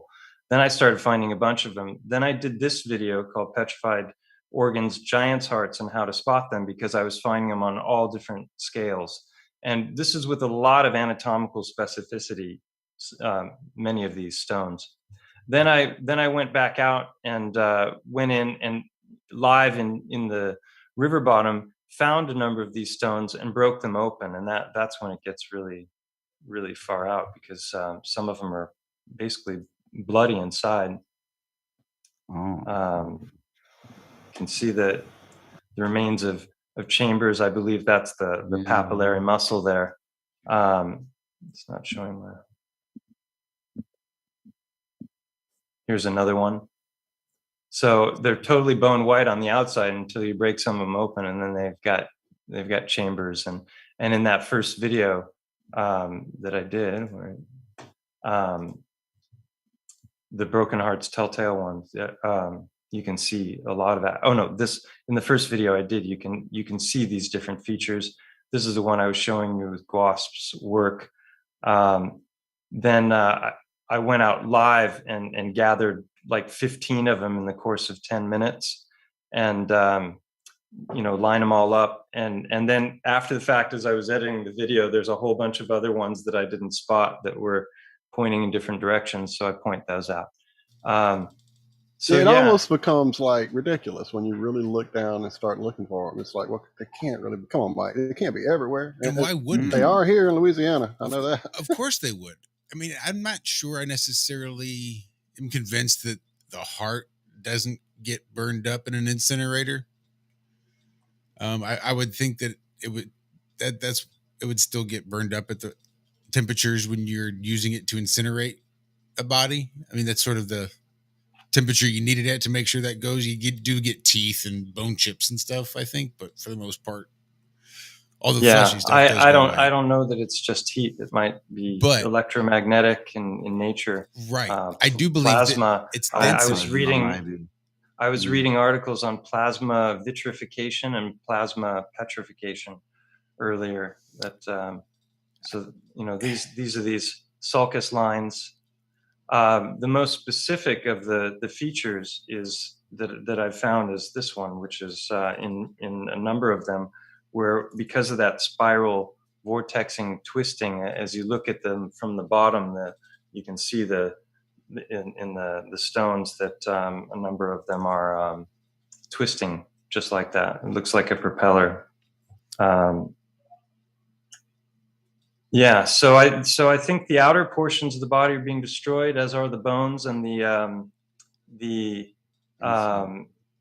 skull as well. I don't find very many. I find almost no brains. So I think there's evidence of vitrified brains, and they look like they melt like glass. So basically, in my theories, fat, ligament, tendon, fascia, blood plasma, they're all made from long chain fatty acids. They're all crystalline in nature, and so I believe that they all petrify in varying ways in crystal form. So if energy isn't created and energy isn't destroyed, and you're left with this Mobius strip. There's the blood vessels on the top. It's a theme that reoccurs so frequently. Sorry, I interrupted you. No, you're fine. Yeah. And that Mobius strip and everything is so dense that it doesn't putrefy the way everything else does. It's going to be the one thing that is left behind if you maybe don't burn it. If you just leave nature to be nature, as things die and rot, the only thing that is left is the heart. And eventually, because that energy is stored in that Mobius strip, it's going to help cause and help with the actual fossilization and crystallization of all that minerals in there. That twisting of it. Yeah, it makes it even tougher. Yep. And holds the so energy. That was cow. This is elephant. Whoa. Now look at the difference between elephant and giraffe. Very, very different shape. So, and this is pig, I believe, or it might be human. One of these is pig and one is human. I can't remember which is which. So this is the atrium here, and this is also an atrium, and I believe these are like flaps. When you see him dissecting it, and you see some of these other photos, I think oftentimes those are being destroyed, and that's why you end up with this harp shape, which is it's the most distinct of the shapes. It's also the easiest to spot because almost all the other rocks are going to be little ovals, or they're going to be round, or they're going to be disc shaped, like kidneys or spleens or lymph nodes, or there's so much with like the stones that are formed in the body, cysts, fatty cysts that could petrify. You've got gallstones and kidney stones. They're already stone. And I mean, check this out. Wait a minute. It's under. I wanted to point out while you're looking at this that, again, everything either petrifies or petrifies. Petrification takes place in a lot of things. What it is it's crystallization. When something petrifies, it crystallizes in place, or in other words, the elements in that. And that's usually a very still environment, meaning not windy, or water, again, is your catalyst to a lot of this. You say plasma and electricity, but water is one of the biggest catalysts at all fluids, slurries to crystallizations. And when things crystallize in place, it's, again, underwater, you can see it happening. Going to a river, you go by it. Like I go down to my river, down my yard, and you can find tree roots fossilizing where the trees are very much alive. The roots are already fossilizing in place where they're dipping into the river. This is a common occurrence. With these and the hearts and the way that they're made, again, the coherency of how they're put together, and that might, again, help them hold in like a fluid thing to fossilize. It would make sense when you're looking at even the way that they're wrapped in the intensity. Trying to think of the right word to put with it, but it would make more sense, again, on having that type of density and organization that's like tightly knit together, hold together, like through it, not be disturbed, because a lot of the petrification is pretty much being disturbed while it's changing over, if that makes sense, that it breaks down. It doesn't, now it might crystallize, but you're not going to see it in place. You wouldn't call it a petrified remain. Well, also, I suppose it's possible that, when it comes to bodies, things like intestines could also petrify with their contents. Right. So then you're going to have, if we're talking about titans, you're going to have massive areas of stone that just make no sense whatsoever, because it's like, stuff that's in the process of being digested. Exactly. And you take something, the different history stories like the Great Flood into account, and put this stuff underwater. If you can have pockets of it that stay still enough and are not tumultuous, you're going to have a lot of petrification or fossilization going on. It's the way it works unless it's disturbed. Again, you break down, you either putrefy or you petrify. Take a look at this. So you can see the outer folds of the brain have been preserved, and you can see the crystalline nature where it's exactly. broken away here. But here it's just kind of melted. It's lost its form, right? This is the corpus callosum, where the two halves of the brain meet. This is where the majority of the blood flow in the brain is, right here. And so you can see, where it's being connected. This is from one side looking out, and this is said to be vitrified brain. And there's all kinds of different sizes and shapes of brains, and there's different lobes of brains. So I think one of the reasons that you're not finding them complete is because they're either melting, or it's just a fragment, or it's changed form, like Cami, was talking about. So maybe, some of these things, these geodes are actually, gall kidney stones, or bladders, or there's a lot of things that they could be. This is showing the blood flow. And we have to remember, if we are speaking about titans and things like that, that one of their kidney stones or a gallstone could be like a 9-10 inch geode. Right. Yeah, that was a picture I was going to show in a second. But these are kidney stones, and then these are I think these are, I can't remember which. These are stones also that are produced in the body. They can be huge in a human body. They can be, this is like what, 3 centimeters wide. This is a gall bladder filled with these stones. There's another picture that's just really leaves an impression when you see it of, so people, if you think about all the stones that are on the beaches of the world and in the rivers and trapped in the mud, if these are gigantic creatures, these are kidney, these are geodes, right? And then these are kidney stones or gallstones. This is agate. Now this may be pieces of broken, fragmented, petrified tree also. And these are sketchings of different kinds of kidney and bladder stones. So yeah, there's this is why I call it biogeology, because I think ultimately, except for things like volcanoes, cinder cones, and what may be slag heaps from ancient miners, I think most of what we see out there is biological in origin and in different scales.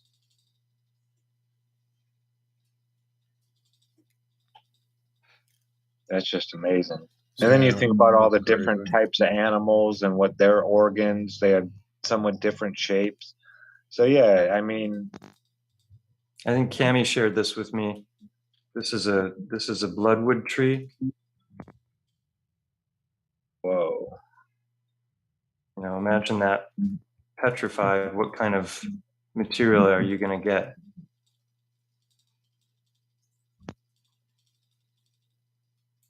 This subject, it's so fascinating when you start to consider these things on a really big scale. Now the resins will a lot of the times petrify into the ambers, especially in that we know, like in the Baltic areas. People were asking about the salt waters and the different waters. Yeah, the different waters are going to cause different reactions as things crystallize. You're going to wind up with different materials or different impurities, different colorations, different personalities. Our minerals have different personalities based on location a lot. The colorations, the shape that they grow, everything that went into them comes out of them, and you change out the recipe, you get a little bit of a different end product. So it's just fabulous. So there's going to be this never-ending variation of how it can manifest. Yes. But there's going to be certain forms that are going to be very apparent and repeat themselves over and over again. Cambell, are you familiar with the channel Hangman 1128? You're muted. You're muted. Cambell, you're muted on the big screen. You're doing a cameo. You're muted on the big Yeah. screen. Hello, yeah. There he I is. knew All that, right. right? It was part of my act. I think I have. Yeah, I'm a mime part-time, you see. I think I've heard of that channel, but I don't recall what it is. So we're looking at a big tree. Yeah, okay, there we go. I saw the video where the guy was walking around the mountain. Did you see that? And he was just pulling off bits of, stone, but it was basically like it was just big branches and bits of tree just was the mountain. It was Right. ridiculous. Yeah, Hangman has found areas that are like not completely petrified and petrified, so it's undeniable that it's wood. Yeah, and he'll be looking at that's him. decomposing logs. Pull up a little piece like this, and then behind him is a identical piece, but it's like 50 yards wide, and it's the same thing. Is he a YouTuber or is he on Instagram? No, he's on YouTube. Yeah, Oh, he's okay. he's The one I definitely saw was worth checking out. Instagram, right? He's got the best footage on the trees I've seen by far. Okay, cool. And then there's that video by I think I have it right here actually. Who is it? Hangman what? Hangman 1128. This is an interesting Zach video told also. us about him. Oh, I love Mr. BBB. Yeah. So this guy is showing these Oh. trees in Madagascar, or these It's what so look like stumps in Madagascar. And it's so funny how much Mr. BBB 323 dances around flat Earth but won't get there. He shows so much stuff like this that's like right at the edge, guy. Come over here with us. But he's got a big channel. He doesn't want he to always lose. got a huge channel. I wouldn't mess it up if I was him. Go ahead. I've invited him numerous times to talk about anything but flat Earth, and he's just not responding. He Madagascar, but you can see. Now I'm going too fast. You can see it's got these look like it's like what is it? I can't remember, fir tree or what? Yeah, and it these are like each one of these is like the size of the Empire State Building. So that the branch structures, everything is there, and it's branching out from these circular what appear to be trunks, and there's a bunch of them. So to me, it's like between Hangman, all the no forests on Earth stuff, and this sort of thing, there's so much evidence for the stumps, and the avatar like trees. It just to me, it's very compelling. The thing he does also in his videos that's so cool is he shows all the different ways in which the sap manifests as well. Because I was talking about petrification before of plasma and ligament and tendon, and all of those go to let's see, where is it? Stop.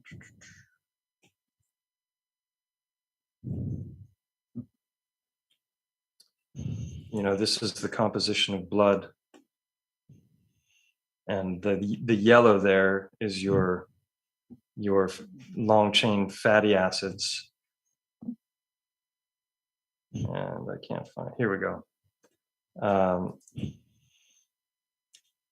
This is the composition here, and like all of these are made of the same thing. So I believe that's what is petrifying to crystal. Okay. In different ways. And so if you look at plasma under a microscope and you compare that to this,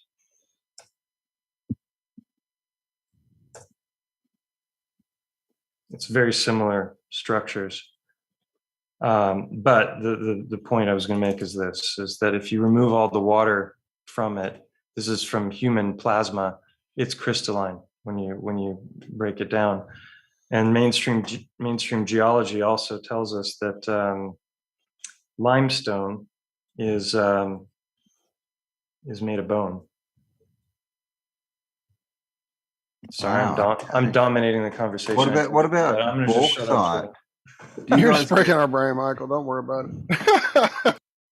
Do you guys get like bauxite over there? Like we get like it's iron basically, like these little like pebbles, like orange pebbles, and they're just like everywhere in Australia. They're just everywhere, but they're all Ox. perfectly these little No, round iron balls. You know, they're not, but no, they're not at full of all. iron. I mean, I'm just wondering if are they some kind of blood cell or Some kind something. of organic material, maybe the blood. Because he just Yeah, just trying to get back to my browser. Where is it? There Show it is. sometime, Campbell. Show us. bauxite, Oh, I was just going to look at a bauxite. BAU, yeah. BAU. The BAU, yeah. That's kind of it. All those little pebbles, that's it in concrete, I think. Oh, what the hell? Like that looks like an. And is that only in Australia? We just have it everywhere because Australia's like red. Like that's why it's red. It's covered in this stuff. There's something happened there, man. I mean, what the hell? That's just crazy. I've never seen that anywhere around me, and I've been in a few different states here in the States, and everywhere I go, I look at rocks. So I would have looked. Oh wow! I've seen people come up and do their concrete, wash it sort of like that, Making it look like used that, right? With Yeah. rocks added river to it rock and things. or creek rock that yeah. are tumbled, But not naturally occurring. No. right? And we do This we is- get the little So if round ones by blood- themselves, and then we get big clumps of it as well. So when blood is exposed to garlic, it clumps into little round globules. Just throwing that out there. Blood. Yeah, when blood, if you expose blood to garlic, I know this because I'll break open a garlic capsule and put it on just about anything as a healing methodology if it's handy and I don't have something else. So I put garlic gel on blood on a cut and watch the blood separate into little balls and thought, well, that's an interesting effect. That kind of might explain why vampires don't like garlic. It fucks the blood up that way when it's exposed directly and not absorbed correctly, I guess. But Must when be you the showed that acid. blood a while ago, it was like, giant vampires, anyone? Your bauxite is fabulous. I'm reading a little bit of the text on it. It's aluminum or aluminium. I like the way you say it better. I like that. Aluminium. I love that. We're aluminum here in America, but aluminium across the pond, and I definitely prefer the across the pond pronunciation. And gallium, these are fabulous. Aluminium. I have to go back to aluminum now because I'm I like yours better, I'm Kimmy. American. Right? I like yours better. The combo plate. Because I'm American, but no, the aluminium. You already know all of the electronics and different things you can use to it, but gallium and gallium is a big one in the energy market. We import all of ours in this country, and it's used on circuit boards and has got a lot of in electronics and that. This is fabulous. This is like such a functional rock. The properties that are engaged together mixed into this rock, again, circuitry, the type of, again, the way that it would conduct and do energy. I could now, I'm looking at it for the first time because let's face it, in my business, even though I did the tech side of my business, nobody ever had a piece of this in a ring and had me test it. So it did not cross my desk. But I am familiar with gallium. We used to YAG, yttrium, aluminum. We synthesize YAG, which is yttrium, aluminum, and gallium in a garnet, and that making it, and for the properties you get, which are fabulous. So I've seen some different uses of synthesis, and forgive me because I am a reader, not an orator. I'm the person that used to have, I'm the person that always geeked out on books, and when you read a lot, you invent a lot of your own pronunciations. Do you know what I'm saying? Yeah. You listen to Jason from Archaics. It's kind of funny sometimes because he's just book taught, and half the words like he says, but he just says them in a different way than we would say them because he's never heard them spoken. He's only ever read them. That Very is the no. I appreciate. I love it when I listen to people and I hear that because I can tell that they're reading and they're putting it together. And if you're saying that, there's a heavy appreciation to reading and taking in your information and the way that you digest getting it that way. I also function probably best on that, which makes me really boring as a YouTuber that people want to see everything in videos. Because I'm making the pictures in my mind. let's put it that way. But just this, do this and they'll end up on the screen. But the bauxite I appreciate because I'm keeping it open on a tab just because again, all of the different useful properties of something mixed together in a little slab is pretty remarkable. I'm going to have to go to school on that one. So there you go. I have a question. Cambell, you mentioned archaics, and I've been churning through a ton of his content since I discovered him about a month ago. I've probably heard 100 hours of him now, and it's pretty remarkable. I was in one of his live streams the other day, and I asked the question, if there was any association between the Phoenix event and petrification, and he said yes, that flash freezing and then basically infiltration of high mineral content waters could also cause it. And I wanted to ask Cami what she thought of this. So if you think of the cellular structure, when we freeze water, it expands. So if there was a tissue with all kinds of different cells, and then you froze it, that would break the cell walls, and then you wouldn't have this defined cellular structure any longer, and then that would be infiltrated by the waters below, the high mineral content waters that submarines bounce off of. So there's so many different ways to petrify. You can petrify with heat, you can petrify with light, you can petrify with high mineral content waters like Mother Shipton's Cave, Lake Natron, but also plasma appears to do it as well. So the fluids, you're looking at the all fluid of the above once again, right? We were on top of Crowder's Mountain earlier this week. We climbed it with Ted and Karen and Zach, and that's where that picture was from. And when we were at the top of it, it's a very misty because of where it sits and is sitting in the clouds. It's a very kind of quiet, misty place that you're hanging out in the clouds there. And there were a lot of trees in progress, what you were saying, that I was telling them, or they looked like rocks. They looked like rocks, but I'm like, here, tap here. This is still wood over here. Zach, you were there. It was stuff in progress. He's on permamute, but it's happening anytime you have, again, the moisture, the elements in that. Your difference, what I want you to think of is going to ice and going to snow, and a lot of your biggest stuff is your amorphous versus crystalline, or just putting it like this, organized versus unorganized. You have your gases, which are most unorganized, your liquids, which are fairly more unorganized. Now your amorphous stuff, so you're freezing your ice cube, is kind of like freezing a liquid. That is your organization, and that is your energy you're going to get from it as far as properties and qualities. Is it's going to have the same pretty much properties as your liquid state of it, if you looked at it that way. But you have another state of it that is where it freezes slowly in its own time, and it's allowed to crystallize freely, and that of course is snow. So if you look at it, ice cube, that is when you're doing your petrification and looking at your ruins, and that a lot of this information you can gather is how quickly it cooled or changed states. It did not, snow stayed in the state long enough where it was able to crystallize, fully crystallize, and that is what a snowflake is.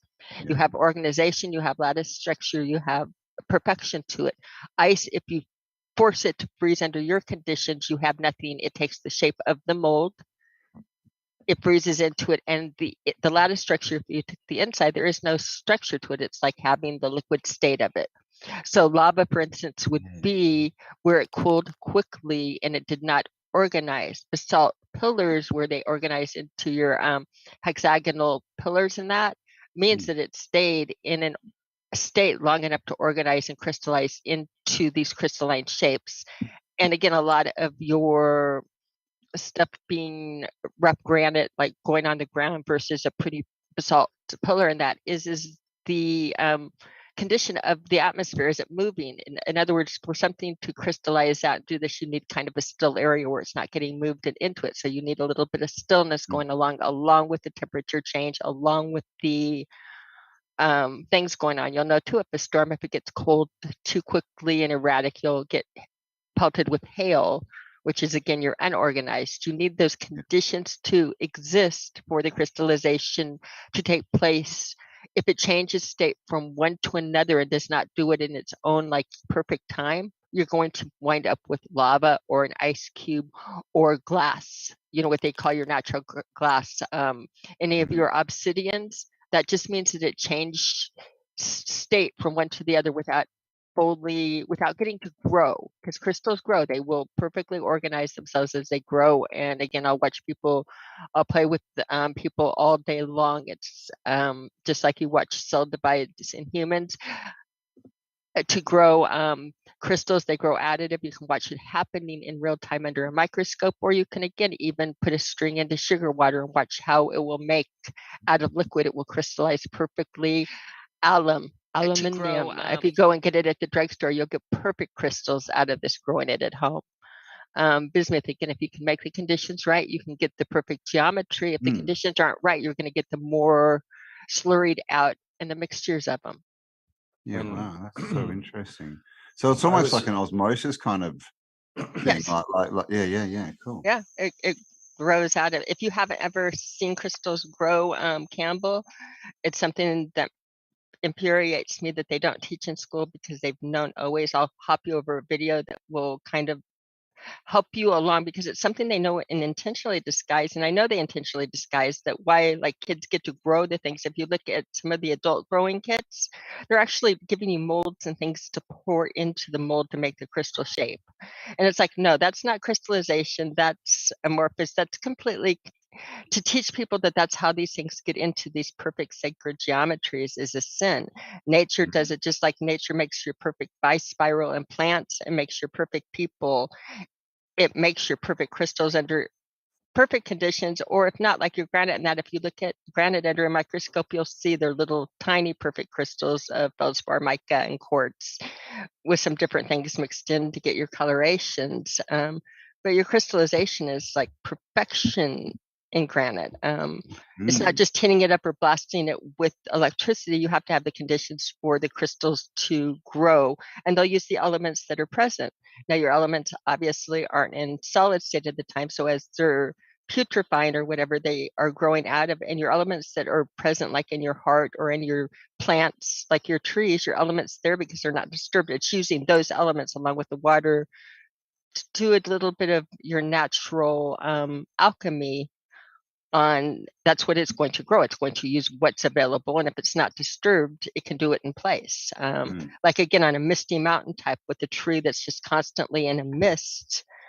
Again, it's not that you're not going to petrify something by drying it out. It's not dehydrated at all. It's crystallized. The conditions are right that the elements, as they start to putrefy, they instead grow perfect crystals. But that elements are right there in place for it to do it with. I have a little story to tell on that note, because I was in the north of Sweden walking across a frozen lake, and it was 20 below at the time, and the snowflakes were falling, and they landed on my girlfriend's shoulder, and I looked over, and it was the first time I'd ever seen a snowflake like a real like the cartoon snowflake, you know, the perfect shape, and I didn't realize that they actually formed individually like that. And then I learned after the fact that they have a whole life cycle that they go through. Sorry for the noise. You know, and they're actually living and they're growing. And then when they stop growing, that's the end of their life cycle. And I suppose they all clump together in these bigger snowflakes. But that's more like the putrefaction that you were describing, and that brings me back to this concept of the fourth stage of water. Are you all familiar with that? You know, you've got you've got solid, you've got liquid, and you've got gas, right? But recently, a fourth phase of water has been identified, And this is the water that is, it, like if you think of chia seeds, if you've ever soaked them and they absorb yeah. like 6 times their weight in water, that's structured water. And this, all of the mucous membranes throughout the body are all the slimy parts of the inside of the body. They're all covered in this structured water.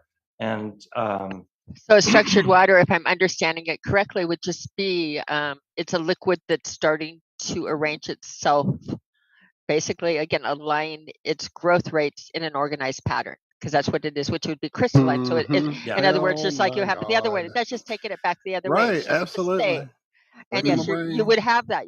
That would make perfect sense. Yeah, so if we get back to this that I was going to show, Please. you know, if you think about the viscosity, how is the blood moving through? You know, we talked about the heart being a Mobius strip, but isn't it interesting the shape of red blood cells, right? So these are epithelial cells. This is the surface, this is where your structured water is. So you have the fat, which is hydrophobic, right? It repels water. That's what crystallizes, I believe. Then you have the structured water. Then you have these little toroid-shaped red blood cells that are moving through the bloodstream. Toroid shape. That reminds me of something. What was it? I can't Brilliant.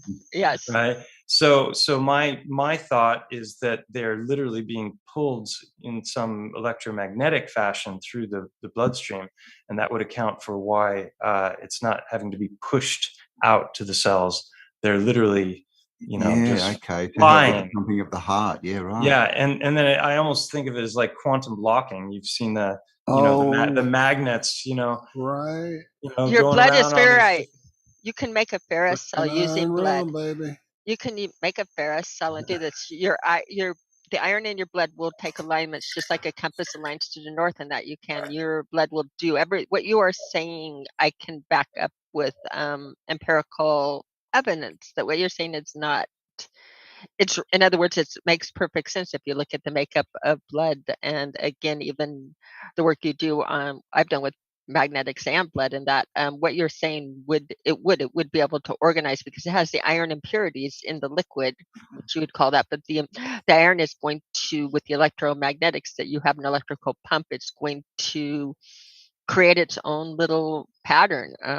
So what you're saying is going to be very organized. So yes, it would be organized. People aren't looking at it that way, but that would follow 100% inferred logic. Why? Like 100% inferred logic. If you see how blood works, and you would get the organization in the liquid. You have iron in the liquid. Iron will align itself. Iron is ferrite. It will align itself and do this. You can demo it on a ferrocell. You can, like when you see Ken Wheeler and do a ferrocell, you can run blood on the ferrocell, and he has. I haven't actually tested blood myself.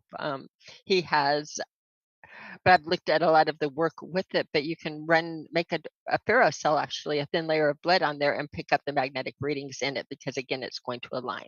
Just like the nanoparticles of iron do in the ferrofluid. That's what blood is blood is a ferrofluid. Blood is a ferrofluid, so it's going to be able to align and take organization. Oh, ferrofluid. Wasn't someone using that in batteries or something? That's my quote of the night. Blood is yeah, blood would be a weaker ferrofluid than like the stuff that you would buy that's going to spike up stuff. In other words, it's if you concentrated blood enough, it would do it, but it has that same. They were using it in Ken Wheeler, I think, in an electromagnet or something. Yeah, putting it between plates. Yes. Yeah, it is. I mean, blood is a ferrofluid. There's no two ways about it. You have iron in your blood, which makes it a ferro, which is iron, fluid, which is liquid, and a ferrofluid. Definitely, we organize ferrofluids all the time, because that's what we use in a ferrocell or anything else when looking at that. We put nanoparticles of iron in a fluid so they're suspended. That's what blood is. We put more iron particles in the fluid so we see it a little bit stronger, meaning that the blood is just a little bit of a weaker mix, but it's the same thing. So is the more iron in the ferrofluid, does that make it more magnetic? Does that create a bigger magnetic field, Well, the more or less, like okay, percentages? okay. The ferro, okay, it's iron, so it itself is not a magnet, but it's attracted to a magnet and will line up in a magnetic field. Yeah. It's not lodestone. Yeah. Right. It's not lodestone is a magnet. Magnetite is not a magnet. The difference between the two, between magnetite and lodestone, because their properties are going to read out exactly the same on my equipment, except for the only thing it's going to be is my lodestone is going to have magnetic properties on its own, and my magnetite is not. This is no different than if you take a nail and a magnet, you run your magnet over the nail to make it magnetized, or your tweezers, so you make them magnetized and you turn them into it. You columnated, and you did it by like rubbing the iron on. The way that you columnate or the way that you make magnets, this is just running a flow of electricity, and it lines up where you're like where things are a little bit out of alignment. It will pull them into alignment and make them magnets themselves. Yeah. Mm-hmm. So I mean, so that's the same as our body then. So we're literally batteries. Yeah. Like yeah. I mean, they read your heart on an EKG. Everything works on electricity in your body, the electrical vortex pump, and that it's not any. Again, they check to see if you're alive by measuring your electrical impulses. They check most of the stuff by doing it. You can say that we're not, and then anytime you have electricity, what happens? When you have electricity, you generate what? A magnetic field. Now your body, if you have iron, it is going to line up and do some pretty intelligent stuff, because whoever created us was way, way, way smarter than me. Just a bit. So I sit there in awe. The more I look, the more awe. So the more iron we have in our body, the more the stronger our field. Is that right? Because that would increase. The more our magnet. The more ferrofluid, if we think that the more iron is, if that's going to increase the blood's iron content, which would be our ferrofluid, would that give us a stronger field? Not necessarily, because again, it's how we're attracted to the field. It's an all-in interactive because thing. It's not. Yes. Yeah, okay. It all works together, and it's hard to like pull it apart like that. But it is. You look at the organization and the alignment, like what you're saying, a smart fluid or this fourth state would have to exist, as you're saying, because it will, under the organization of our body. I'm just like thinking this out as you're doing it, but under the organization of our body, of course, the ferrofluid and the electrofluids, it would take on organization more than a liquid naturally would. It would have to. Yeah. So if you know. So literally, when people are attracted to each other, it's literally got to be some kind of magnetic attraction, right? Like their field, sometimes like the two fields are attracted to each other, and that would be to do with maybe the iron in the blood being attracted to their magnetic field, or it's a harmonic resonance there in that EM field that their heart's putting out. Okay, yeah, heart, that makes. And I think that's where you go. The more blood you have, it's going to be because you're going to be a bigger person. A bigger person is going to have more blood, but a bigger person is going to have one's a one night stand and one's a long-term relationship. and the bigger person is going to have a bigger heart, because the bigger heart is going to be needed to facilitate to move the blood, not pump it per se, but nice. There you go. The big heart's going to have that bigger field, just based on size. So I've got just a random question I want to ask. What's a thunder egg? What's a what? Hey? Oh, a thunder egg, a dragon thunder egg. Yeah. Pull up a picture. That's where you get thunder chicken from, isn't it? I have seen or researched that. Again, not something they put a lot of in rings, but let's see if we can take it down and learn what we have here. Ooh, the agate's not. Ooh. Now, these really, if you look at that on the thunder eggs, again, these are geodes that when you cut them open have fabulous stuff inside. And they find them in different specific areas growing together. So again, they're going to point to the fact that the conditions around those areas was causing, again, they had a stillness and they were able to petrify a lot of things. because again, it's a location specific nodule. You're going to find on the thunder eggs. Looking at it, I see agates, I see quartz. Depending on your waters and your impurities, it looks like you're going to get all kinds of different things out of it. Some of these really could have been eggs. Looking at one at the top, it looked like it probably could have been an egg that fossilized, because you could almost see where the yolk was in the middle at one color. Again, remember, if it's still and things putrefying into or a brain. that like an egg, really the ones that were eggs, you can see that eggs existed. Chicken eggs are, different ostrich eggs. You could call them any type of eggs. Not all of these are going to be. You could have Yeah, that one looks like all an egg. kinds of things, but you had a neat area of fossilization where it was able to create all of this crystallization inside and make areas where you can go find them, cut them open.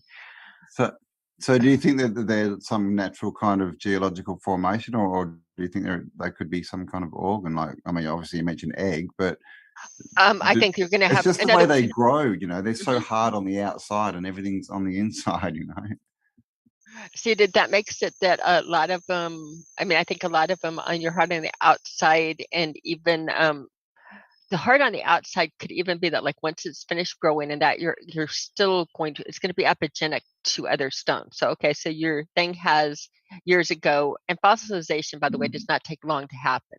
We were doing it in laboratory in 2 to 5 days. In nature, it happens over weeks and years and decades, but not over 100. It doesn't take that long. It's happening all around you. It's just like the grass is growing all around you. Things are fossilizing all around you. You can go and you can feel it and you can touch it. It's part of the natural cycle of life.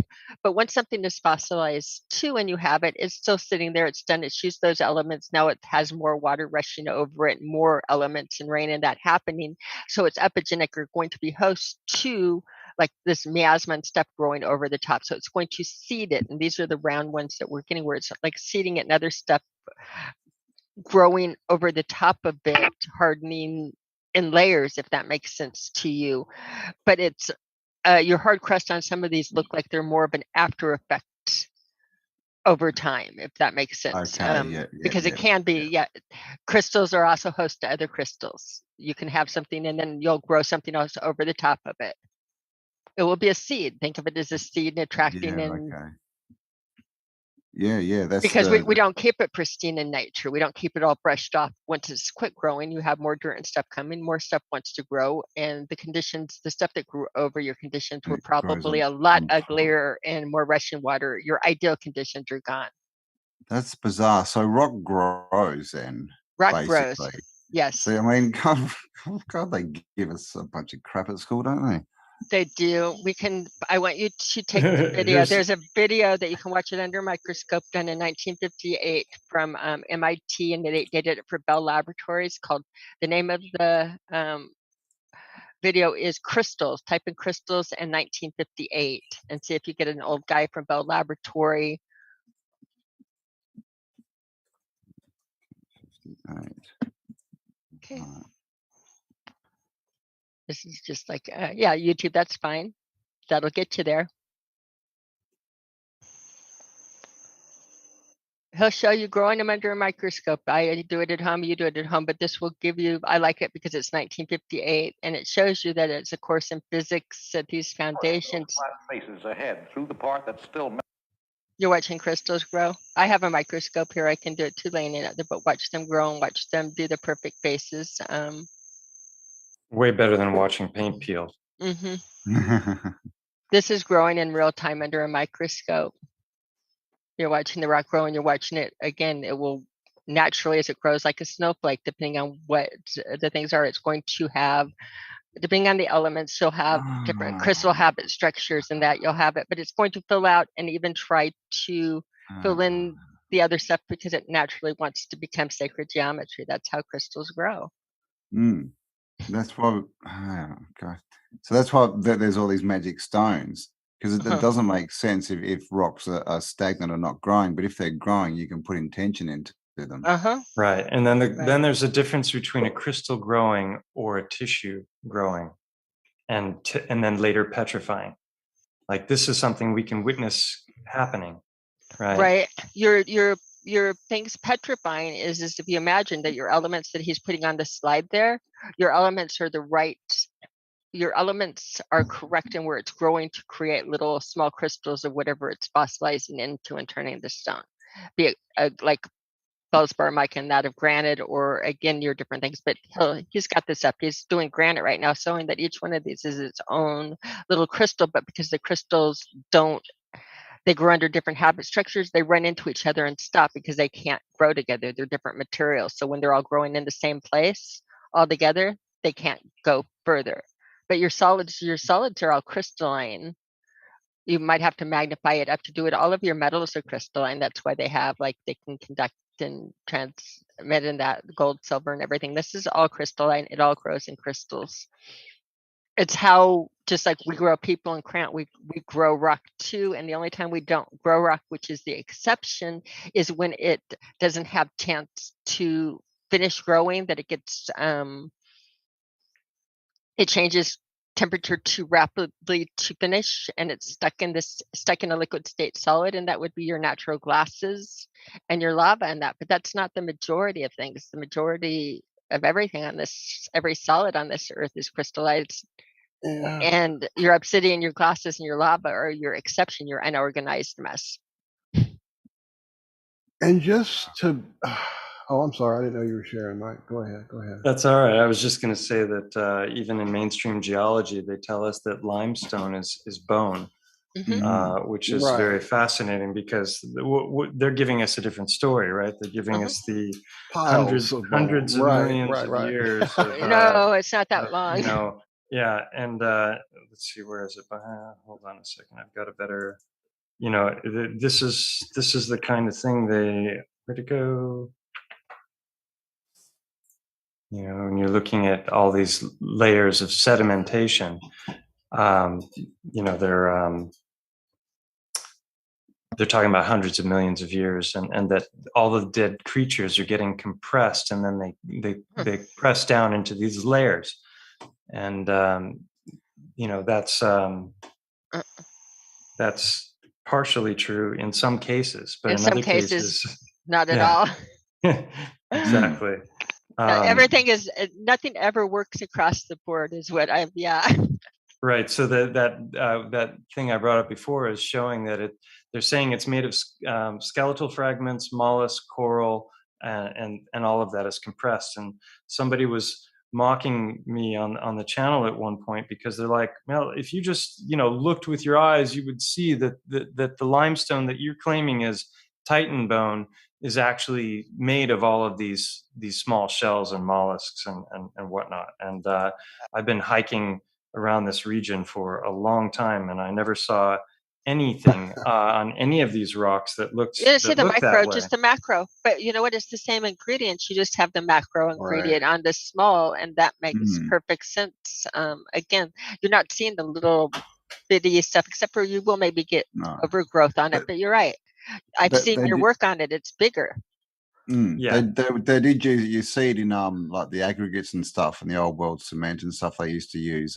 You find the snail shells and stuff in there, but that's because it's been mixed up by humans. Right. This is not, and I proved it because I went out with a 1000x microscope and showed that there's no trace of any of those things listed. So this is limestone. Yep. It's the same chemical composition. Yep. Bone. Yep. Right. Except not bone as in living bone, but petrified bone, just like they would tell us the sedimentary layer is made of. Right. And so if you go back to bone, this is a femur. You can see the blood is still in this, and then this is, this is the blood, more of the blood removed. This is when it's fresh, and this is when all of the blood has been removed, kind of like decellularizing a heart. And then this is what it looks like under a microscope. So here we're getting into the fractal nature of reality again, right? It looks the same under a microscope as it does with the naked eye. If you don't mind, Mike, go back one picture for me real quick. One right before this. Ooh, I don't know which order I took them in. That one? No, not that one. I'm sorry, not that one. That one? That one, and then go on one more. Oh, that one, yeah. That one. Think about that picture Zach took of the crystal area laying on top of that rock, that kind of like, Yeah. you said it looked like branches laying everywhere. Well, Yeah, go in right- deeper right in here. That here. looks almost like it. Yeah. Holy shit. So this is cortical bone here, and this is, that's the strongest part of the bone, obviously. And it has very little in the way of holes going through it for blood vessels. So there's very little vascularity. And here in the central portion of our long bones and our skull and our pelvis and our spine is where the blood is produced in the body. The red blood cells are actually made there. And so isn't it interesting if you think about what this is going to be comprised of? It's going to be comprised of bone, blood, and plasma. There's going to be stem cells as well in there. And when you look at these stones that are on and all around the mountain, they have these channels going through them. There's no hint whatsoever of mollusks or shells, and I have the microscopic proof, and you can see that there's iron ore is caked to the outside of it, and then these channels will be filled with red earth, right? But this is clumped in, so you have a channel filled with red earth and then iron ore mixed in or caked to the sides.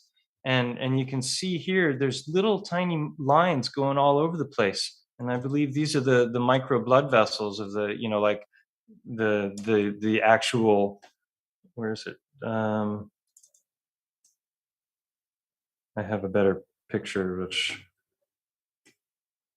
I can show what it looks like when it's unbroken.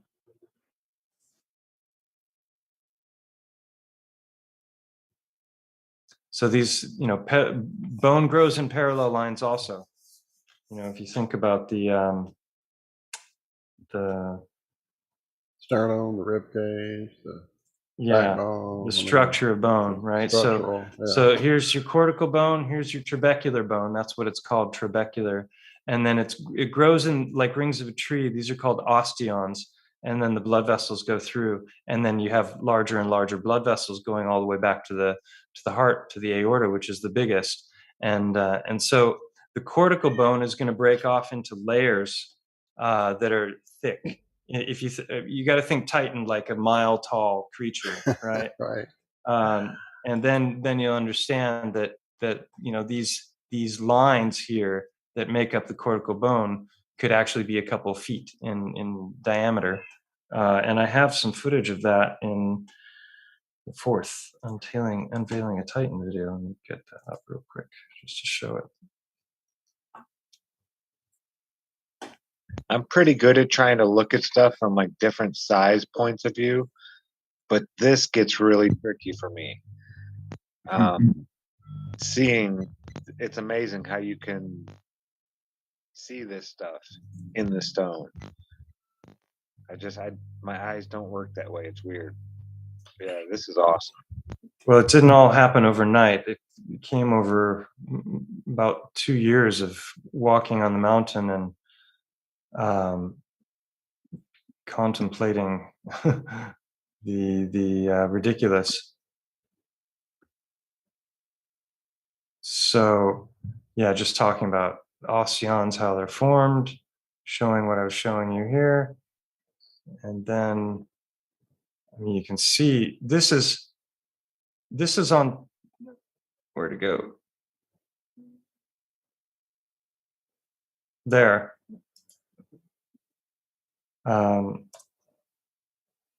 So this is on top of the mountain, and when you look at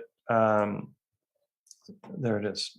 Yeah, this is so spongeous bone. It's like I was showing you microscopically, but trabecular bone is the same thing. It's just a bigger version of it. That's in the long bones, but here, in the skull, and this is what it looks like on top. So you can see this is much smaller holes up there as compared to down on the plateau where those other bigger examples are that I was showing before, like this one. And it's just caked with this this iron ore, and it's just everywhere, and it's all there. There's your bedrock, right? But that's also, I believe, cortical bone, because look at what's coming out of the top of it. So it's going from being solid to being this Swiss cheese kind of bone.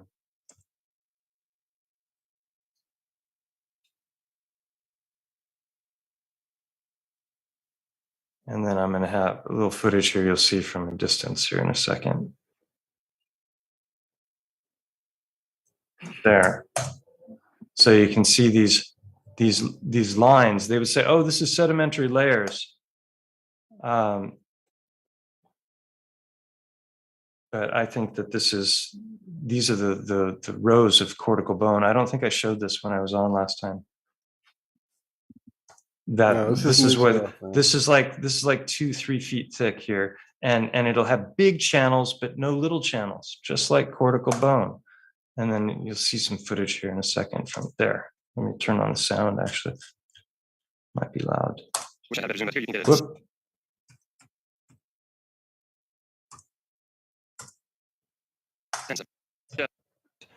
It's either going to be the trabecular bone or it's going to be the compact bone. Check this. Wish I had a better zoom, but here you can get a sense of just how massive these layers are and how deep they go. You can't really appreciate that when you're looking at some of these other areas, but there's a gouge and some of the layers have fallen off. That's probably, guessing from here, probably 10 to 12 feet deep, that layer of rock. Yeah. So isn't it interesting? They're telling us that it's made of bone, or that limestone is from bone, and anatomically, histologically, which is the study of tissue, it lines up perfectly with a creature that's the size of a titan, which it's fascinating stuff.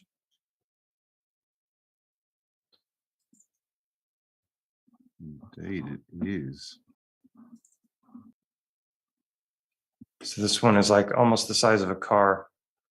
I've got another one somewhere where you can see a chunk is broken off, and see if I can find it. And where it's broken off, it is exposing a channel, and it's got red earth coming out of the channel.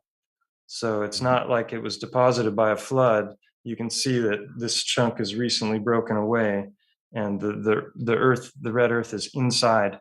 And also in my last video on my channel, let's see if I can find that real quick.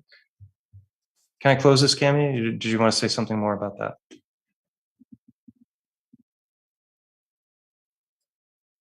She may be muted up. She's getting, oh yeah, Oh, unless good. she's talking I'm doing like it. me. I'm doing a cam. It is a cam that you're doing, Campbell. I'm It's sorry. a I was cam talking. thing. It must be a cam thing. It might be a cam Cam. thing. I was muted. No, I definitely did. I didn't even know we were going to play it, and I'm sorry I was talking so much. I apologize. I just got excited and wanted to make sure they had that link. Cool. So this, oh no, this is the other one. Got another one. Close things. Where is it? Here we go. There's got to be better ways to find this stuff. Okay, so this is a big chunk of that cortical bone, and what I believe is cortical bone. Blood is produced, whereas the compact bone is the thick outer layer. And so this is another way that it manifests, and this just gives even more credence to the theory, because here there's a channel going through, and so you've got the iron ore is caked to it, and then you have a white that is it's basically, if you look at the structure of a blood vessel, it's identical. This is just showing the micro vascularity, and then going around to the other side.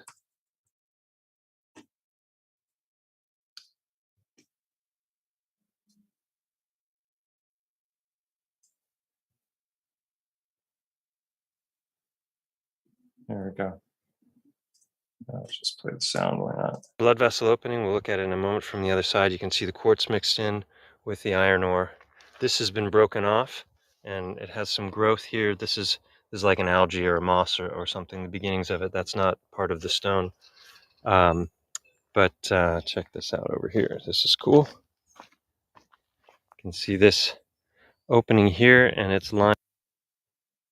So I've shown this in many different examples, and it's just amazing. You've got the limestone, and then you have the quartz lining channels that go through, which are filled with red earth and iron ore.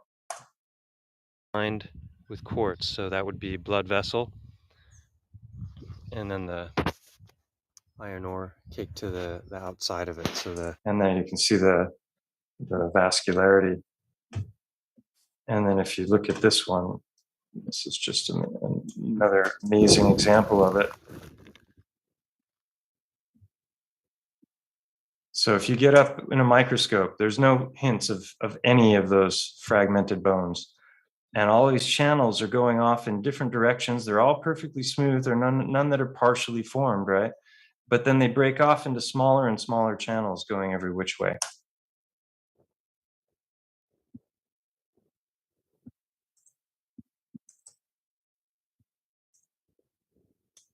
So explain to me how that forms by water erosion.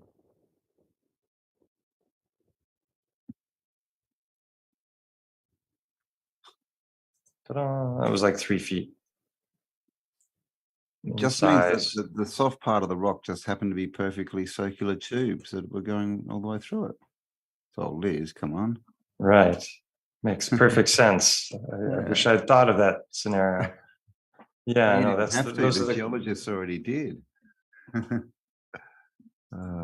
Oh, this is the laying down woman, is it? I don't know.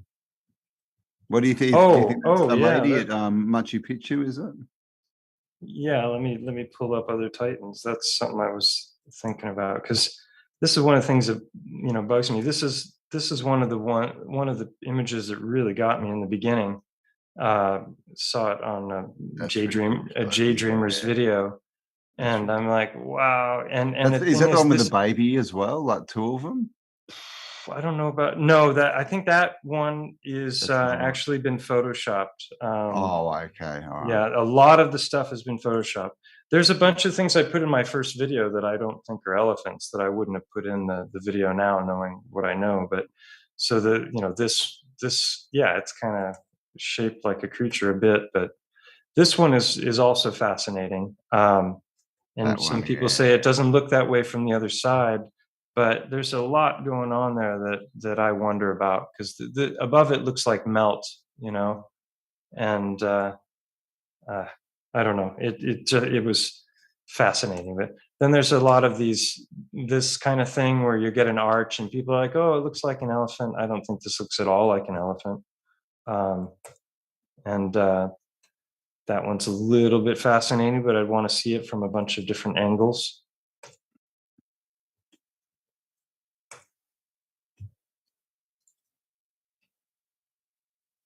Again, I don't think this looks anything like an elephant. So, just because there's an arch doesn't mean it's a trunk. People get so like that's a good one, the axe. Yeah, Paul Bunyan. He got tired one day and it, forgot his axe there.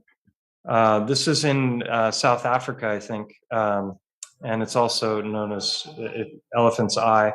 I've looked at footage. Inside, and I don't see anatomical features in any of the footage that I've seen. So somebody else would have to go and do some boots on the ground investigation there. This is looking very sedimentary, layery. So to say that that's a creature, you'd need some more compelling evidence. The eye looks too flat, too vertical, if you know what I mean. It's got not enough. There's no arch to it. There's no zygomatic arch. It's very big in relationship to the head also. So yeah, no doubt. You got to look at these with critical eyes and exercise discernment. So this is the one. There's another picture with a baby pointing the other direction at it, and I'm pretty sure the baby is photoshopped. Yeah, it kind of looks a bit like an elephant. This is fascinating. I mean, to me, this is definitely biogeology I'm seeing here. This doesn't look like mining waste. This is, I think, even known as an elephant, mountain. So you can kind of trace the head shape and.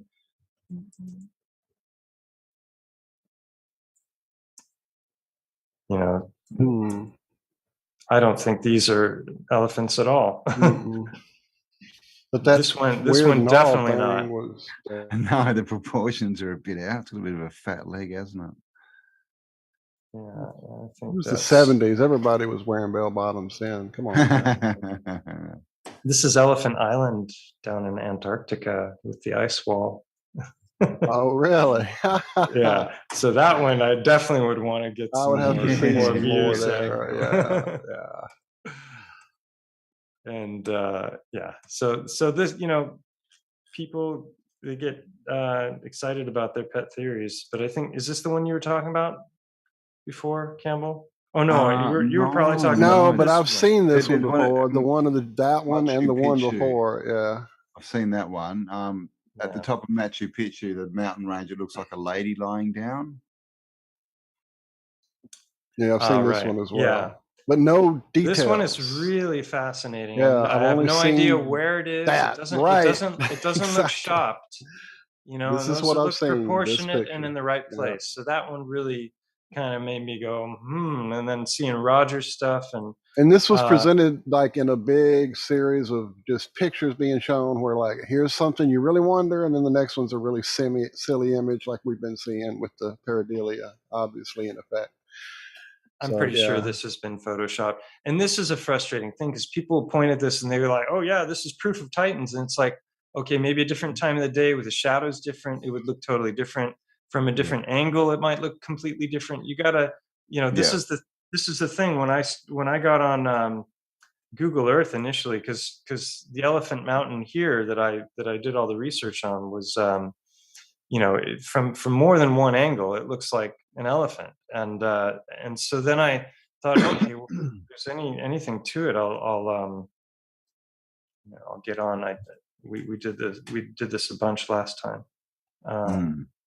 But just come on. Google Earth is waking up here.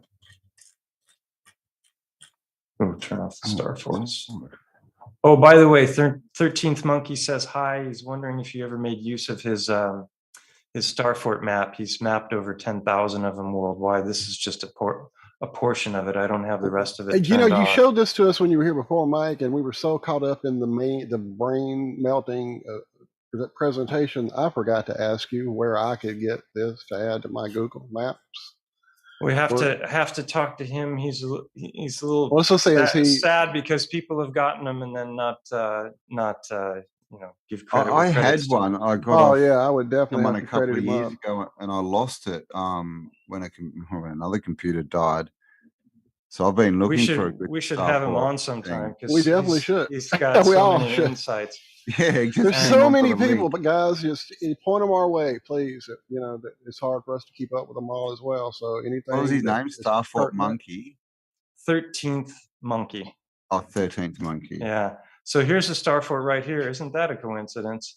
And also another coincidence is that Greenwich Mean Time goes right through here. So the 0 meridian goes right through Montgo.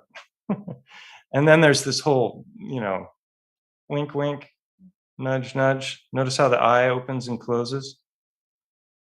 So when I first, you gotta be fucking kidding me! Didn't we talk about this? Well, you told us that they had showed you had old photos that still showed the eye, but now it's hard to see it. They've altered that, but we didn't see the wink. No, I thought it was an animation you had done for your videos. You might have had it in your video, and we just watched it and didn't. No, I found a way that you can scroll really slowly and record in high definition, and so you can actually do these pretty high quality flybys. And so I've got those in the 3rd and the 4th Titan videos. But I'm just going to show thumbnails here. Where are they? Thumbnails. Hello. Okay. Oh. Anytime you Somebody wants to interject. Okay, so this is Sibs from Insta helped me when I went to go do the second video, and he started playing around with pictures a moment ago, and then then he photoshopped some ears on there and put a tusk on and then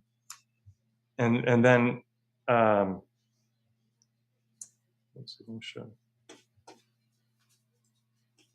Yeah, so the reason I showed that picture is because this is actually taken a snapshot of Google Earth before it got censored, and you used to be able to just go to the video. There you go. Part 5. So this is where I show the before and afters of the censorship. So you can see here, you can get away from the mountain, and the eye is still very much open from a distance. And after I did the second video about the eye, and then the third video about the ear, which is here, you see this quarter moon? Right there in the center of the quarter moon is where that cave is with the paintings that we were talking about and the skeletons. So that's the mountain. So then, yeah, then I was in a live stream with Rodrigo Ferrari Nunez, and I went to show him, and all of this had been blurred out, and now you get in close and it disappears, but as soon as you get away and try and get the big picture, it closes up again. So I'm sure they'll just explain it as some kind of a rendering error, and oh, you're just but when I got on Google Earth that first time, it was just such a mind blow, because as I zoomed around, I started tilting. I realized that, like, wow, the head is shaped like a head. There's cutouts right here where the neck should be, spine. You've got these lines where a rib cage would be on both sides. There's a. Am I going too fast for it to? It's clear? Yep. Okay. And then right where the legs would be, there's a really deep canyon that you can actually hike up and go right through there and go up all the way onto the top. So from a macro perspective, that was already about 10 different coincidences beyond just one view, and it looks like an elephant. And there was way more to it. And so that was when I started to look into like, what about the eye? Because I'd been up at the eye a bunch of times, and found that it was a very odd place. Oh, that's what I was going to show. I was going to show one more thing before I stop sharing.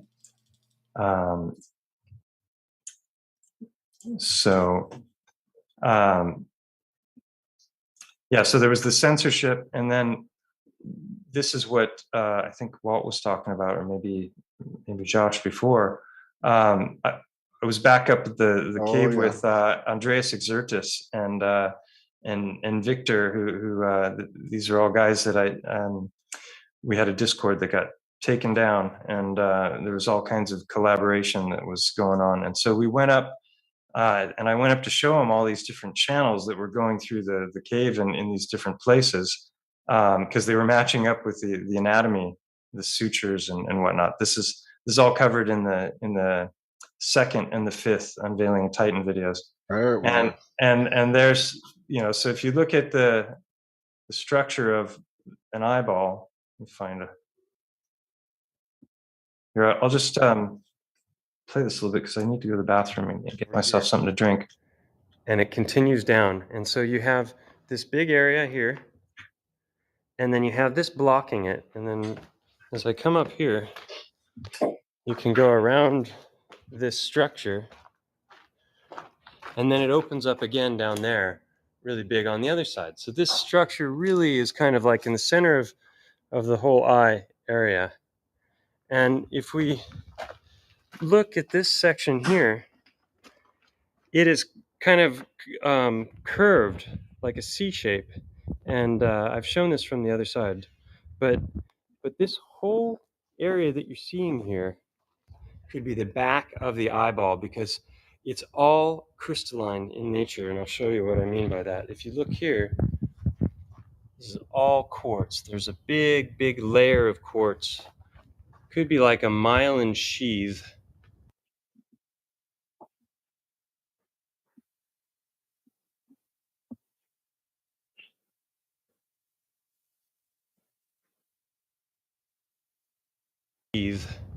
That's all quartz, quartz, quartz, quartz. That yellow over there, right? This has got a very organic feel, like it's grown. So there's this block that continues back that way, which I just showed as I came up. It continues here, and this is cut out, but you can see even here, that's all a big, massive quartz layer. So this whole thing is covered with that. And this may be the back end of the eyeball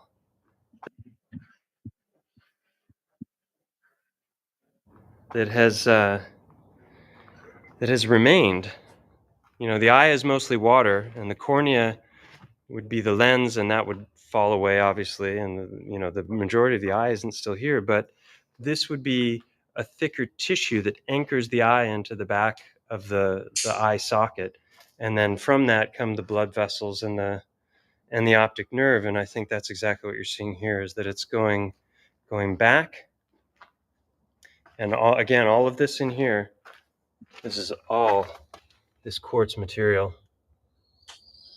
It's beautiful, really.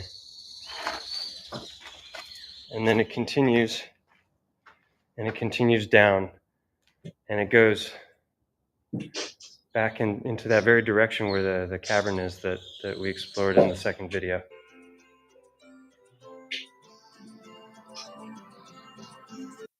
Yeah, that's nuts. That's pretty crazy. Yeah, so we were up there, Andreas and Victor, and one of the two of them, I don't remember who, was like, look at this crystalline layer, behind. And I was gone. Did it show the anatomy or no of the eye? Yes. Yep. Yeah, it did. It did. Okay. Is Victor Buge, is he the 13th monkey? No, he was one of the other guys. It was there was because I had his Starfort map, but then I lost it, and then he got kicked off YouTube, and I lost contact with him. He's still on YouTube, but he doesn't create videos. He was streaming a bunch of videos that there was a group of people that were collaborating. This is like 3 years ago. Yeah, I did a couple of interviews with him. Yeah, back sort of around then. Yeah. Let's see, what was I was going to show? Oh yeah, the ear, the eyeball. This is right. Yeah. So you probably just saw it, but if you look at the structure of the eye, it's got the cornea, and it's not a very good picture. This is really what you want to see here. So that's an eyeball removed from the body. And you can see all this fatty layering, which I theorize crystallizes. and basically all this is gone, or is in petrified chunks just below this like wave shape that sticks up, cresting upward. And that whole back side, you saw that, right? Did I play enough of the video where you could see the entire backside of that structure is covered in a layer of crystal this thick. Yep. Plus there's this section going downward, which kind of matches there's even that some optic this nerve. time I didn't notice last time, but there's even some dark matter spread about that could be like the dark matter that's inside the eyeball. You know what I'm saying? Like that darkness. There's a word for it. Cora. It's been too long, man. Biology's been years ago. Yeah, there's the cornea. This is what's known as the vitreous humor, which is like a liquidy glass. Vitreous humor, vitrified. I don't know. Yeah.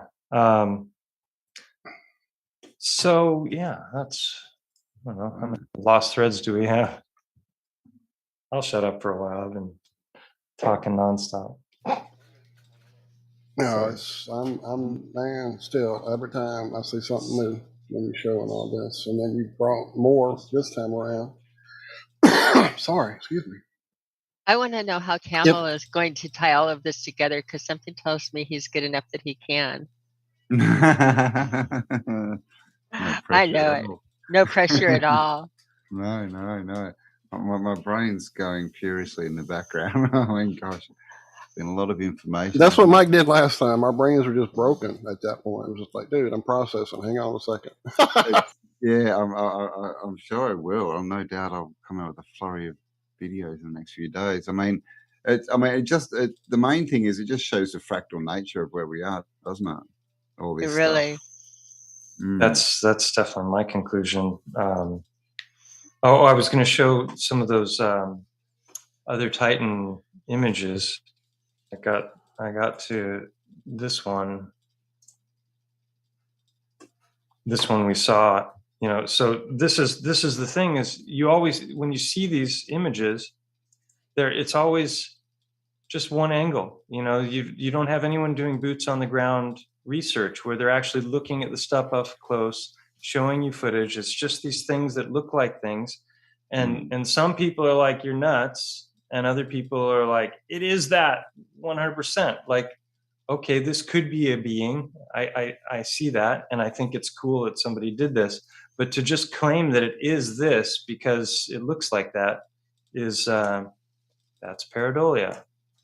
Yeah, have you seen there's, I don't know, a couple of channels putting out that like river rocks, and I guess what you're looking at as organs and things are melted bricks. Have you heard that? Yeah. The whole, I mean, I've seen lots of shots of buildings that look like they got hit, and some of them are red brick, some of them are made from white stone. Yep. I have a theory that they were mining the Titans, right? You've got definitely. Have you come across Mike Ferreira's work on Facebook at all? He's got this page called Ancient Miner Earth, and he's looking at everything from a mining perspective, and he's saying that the giants were terraforming the entire realm. And that ties in a lot with a lot of the things that Paul Cook has been finding lately, that the deeper down you go, the more megalithic it gets, and that like entire cliff structures, which we would think, a cliff line is just a natural formation, that that you get up close, and he's showing block work and all kinds of stuff with geopolymers, and showing that it's just, loads of stuff has been poured. And I think a lot of this megalithic architecture is just geopolymer. No lifting involved. Especially the further back you go. Yeah. So I think that's fine. And I've got a folder here on melt. I can just show a couple of pictures from that. The whole mining thing as well is, if they knew they were giants, that would tell them where the deposits of different minerals were, wouldn't it? They could kind of figure out where, which part of the body held, the whatever they were looking for, and the silver vein, the iron vein, the gold vein. Yeah, and if the continents or major portions of the continents are great beings, and they know what the original shape was, then they know where the body parts are going to be. So they have a much better chance of finding what they're looking for if they're mining. Yeah, exactly. And we're back to the map with the giant lady in the river now. Maybe that's what those maps were. That's a melted brick. They do melt. There was a big there's a bit of a controversy going on. This is a mirror concentrator that'll melt bricks. I've seen it done in a YouTube video. Yeah, you can just buy like little parabolic sort of silver discs. Yeah. So there are all these old diagrams, and like light weapons using light. And then when you see this Cappadocia stuff, the official story is that they've carved in, and I don't believe that anymore. Why? I mean, sometimes it's like a big square hole on a sheer face, somebody's gonna, like, using Bronze Age tools, is gonna hang from ropes and carve a solid square out of the side of a cliff. I don't think so. No, it's dumb. It's some of I these mean, places are ridiculous, aren't they? Look at that.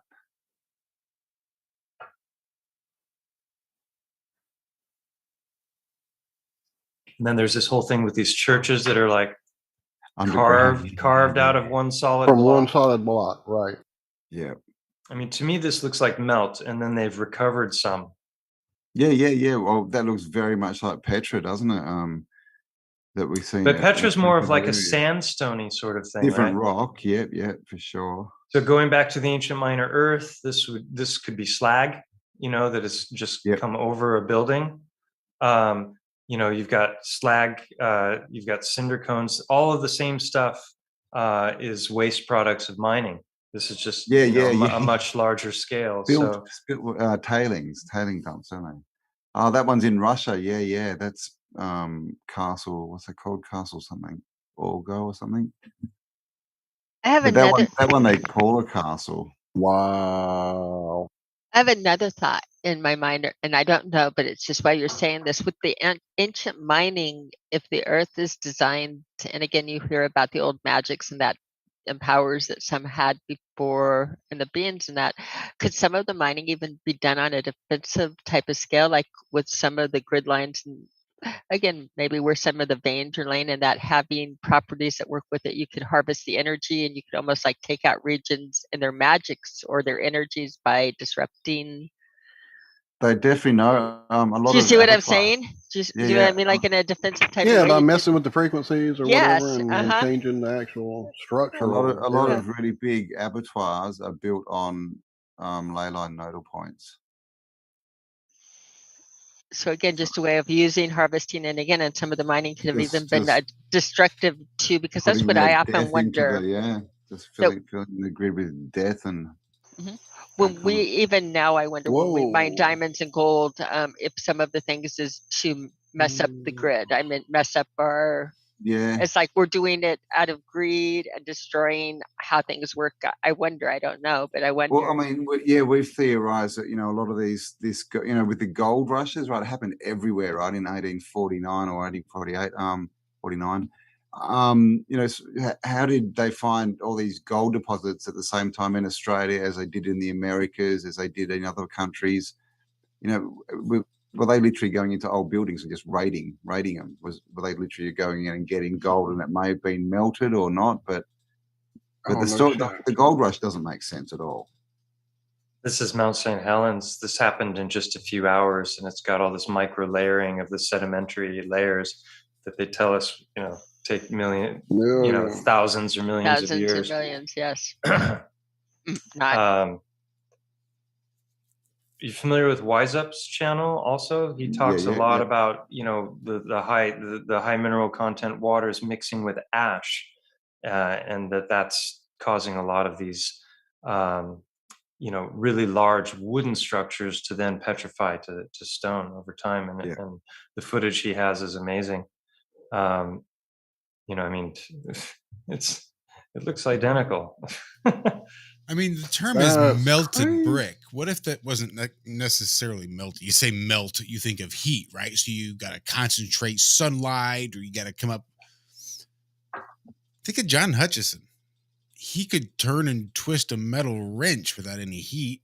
Yeah, he could melt wood with his fucking shit. That's like kind of hard. Melt wood. I haven't seen that one. Oh yeah. Melt wood. Watch some more.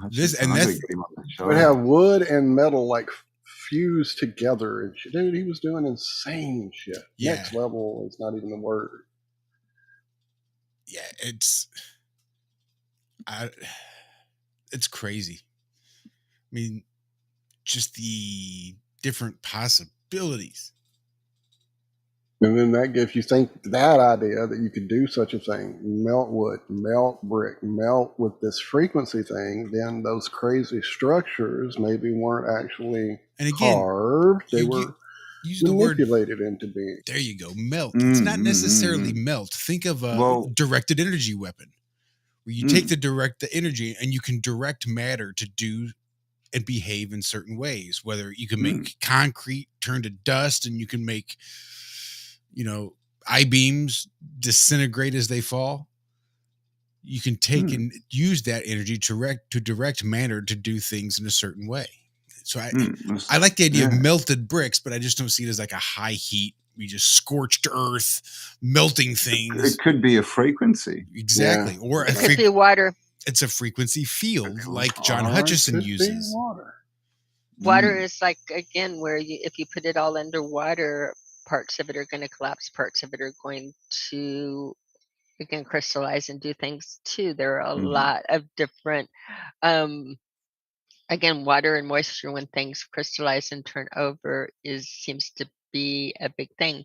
Now, I think that, I think that Titans have walked. I think that there's some history, not the history that they've given us, but we have a definite history that's never matched up. Even they've said the pyramids and the different ruins don't match up with like saying that we can't do it today. So I don't believe that we're the first. I also don't believe that every mountain is that. I don't believe that 100% all mountains are melted buildings. What did they build the buildings out of? And again, you get into some different things. I just think that, again, if people have been walking it, we have a lot of ruins.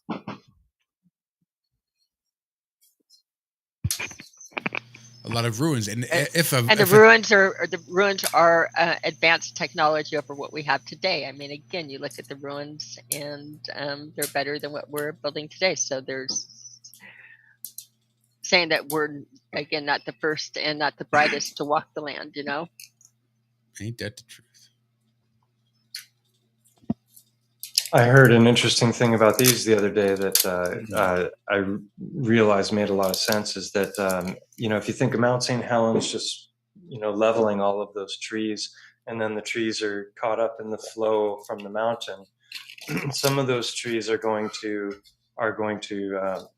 come to a stop in an upright vertical fashion, and then all of that other layering around them, is gonna harden. So that can be an explanation for how that happened. Because this kind of debunks that whole, like, how can a tree go up through multiple different sedimentary layers? Like, if we're talking, Pleistocene, Jurassic, whatever, all these different levels, like, oh, that tree really lived a long time, Sorry. But there was, this. Where is it?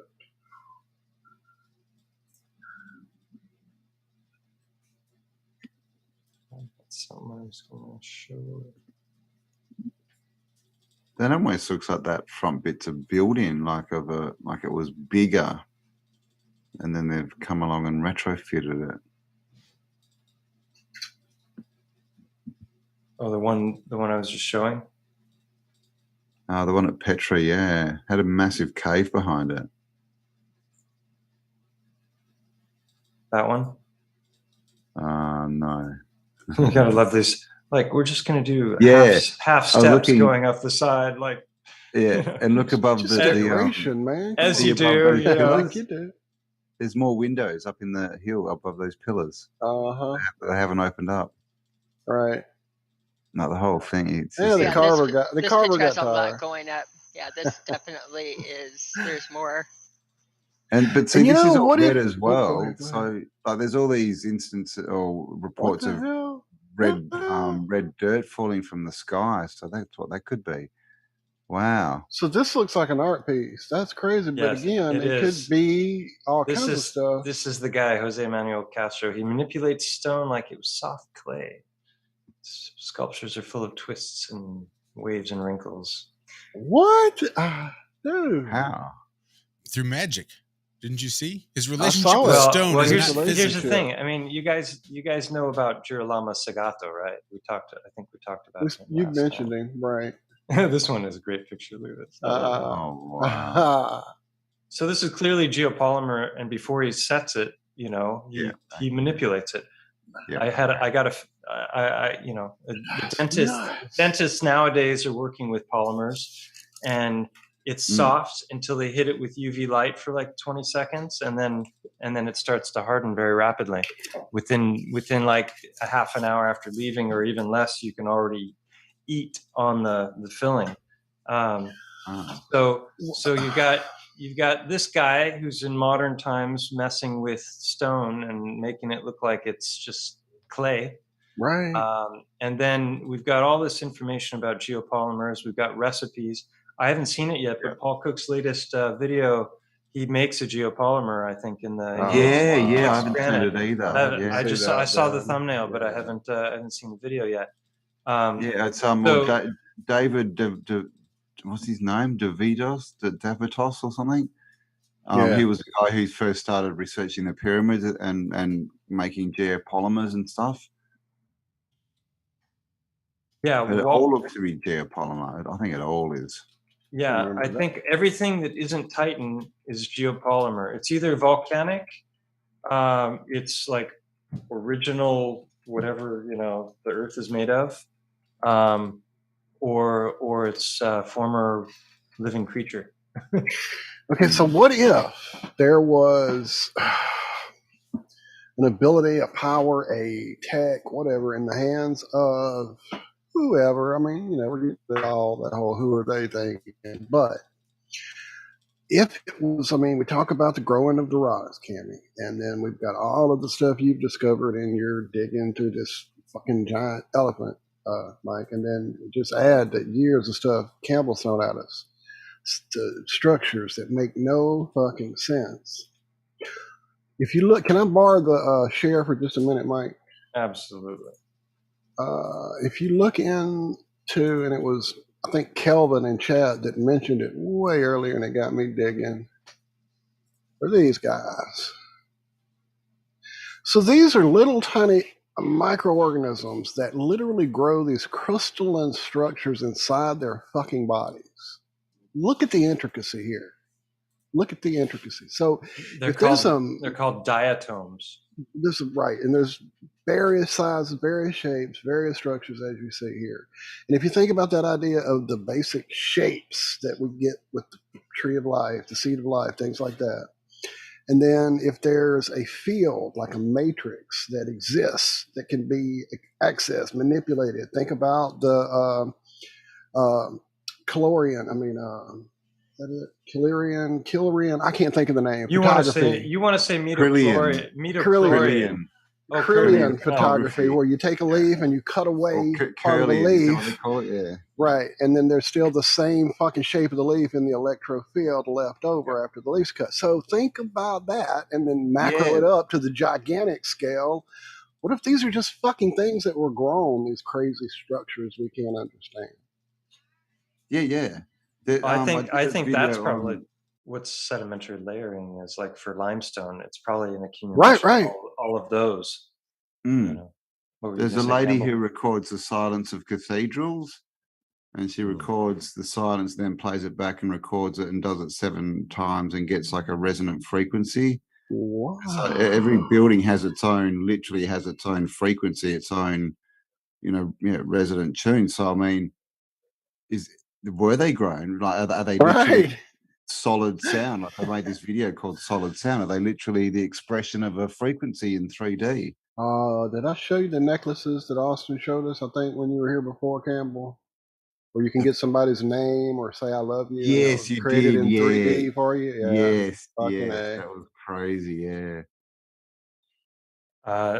What Sylvie Ivanova from New Earth, she had a video that I saw a while back that she was basically talking about growing stone, not in the sense of like Cami was talking about of growing crystals, but almost like baking bread, or muffins, where you like add the yeast and then they start to because she's showing that there's this grid-like structure, but the different individual cells don't really conform to it because they've come outside of the framework and then kind of squished and melted together.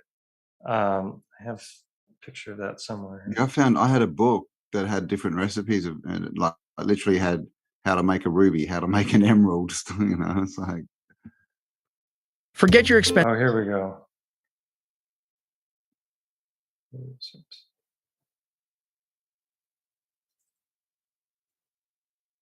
No, that's not it.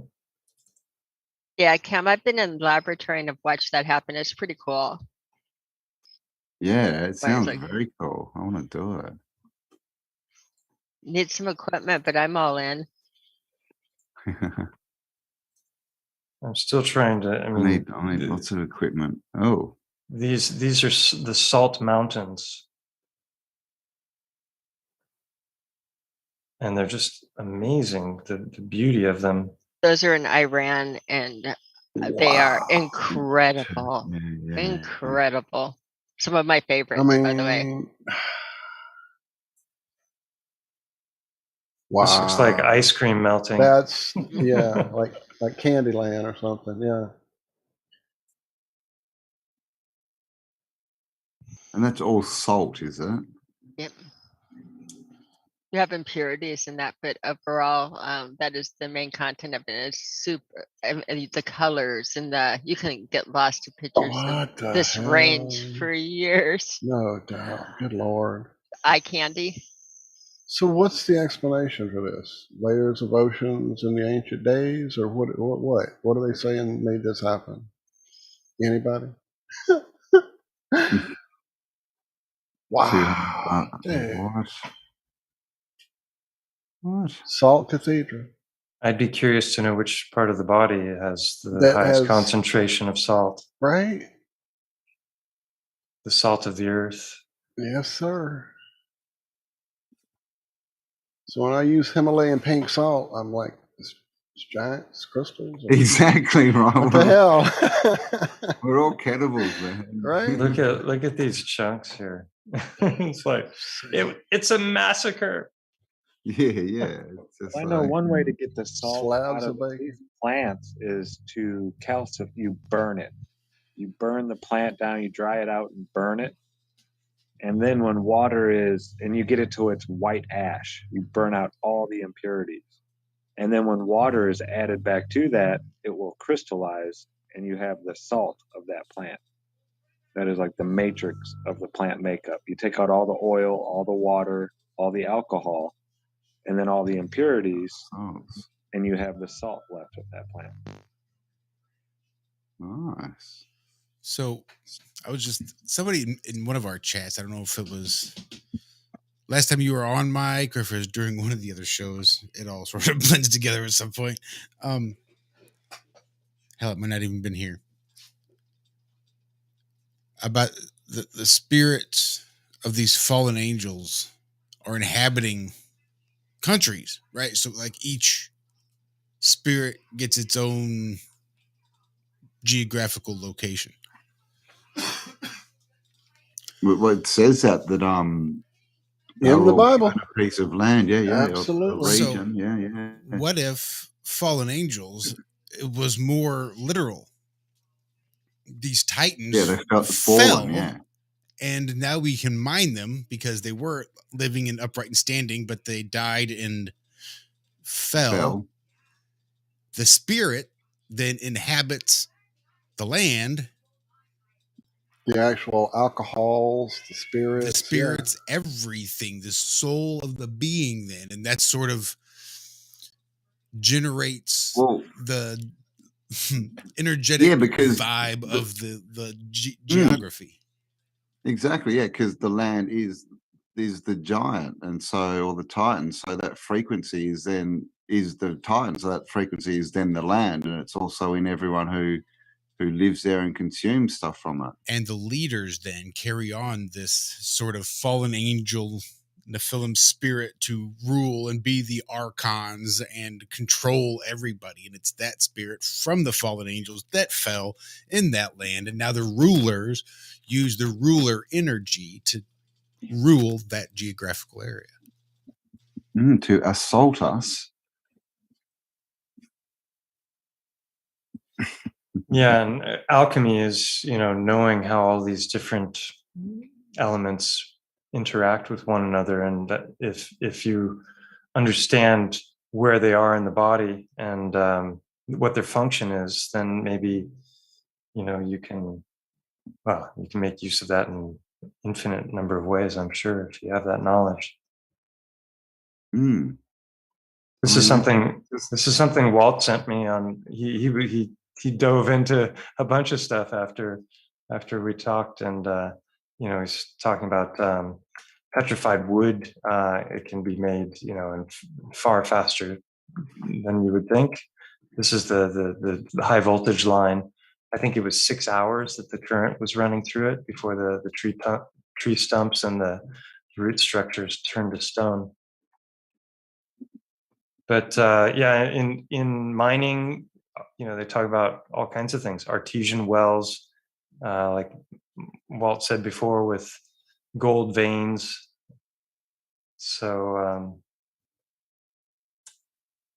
it's fascinating stuff. What else do I have? It is like we're literally standing on the shoulders of giants, right? But we're literally like, if we think of it, titans down to, giants down to us kind of thing, getting smaller, like we're literally feeding off, the titans die and then the next race feeds off them and lives off them. That's the salt, the food, the minerals, all this kind of stuff. And then it happens again.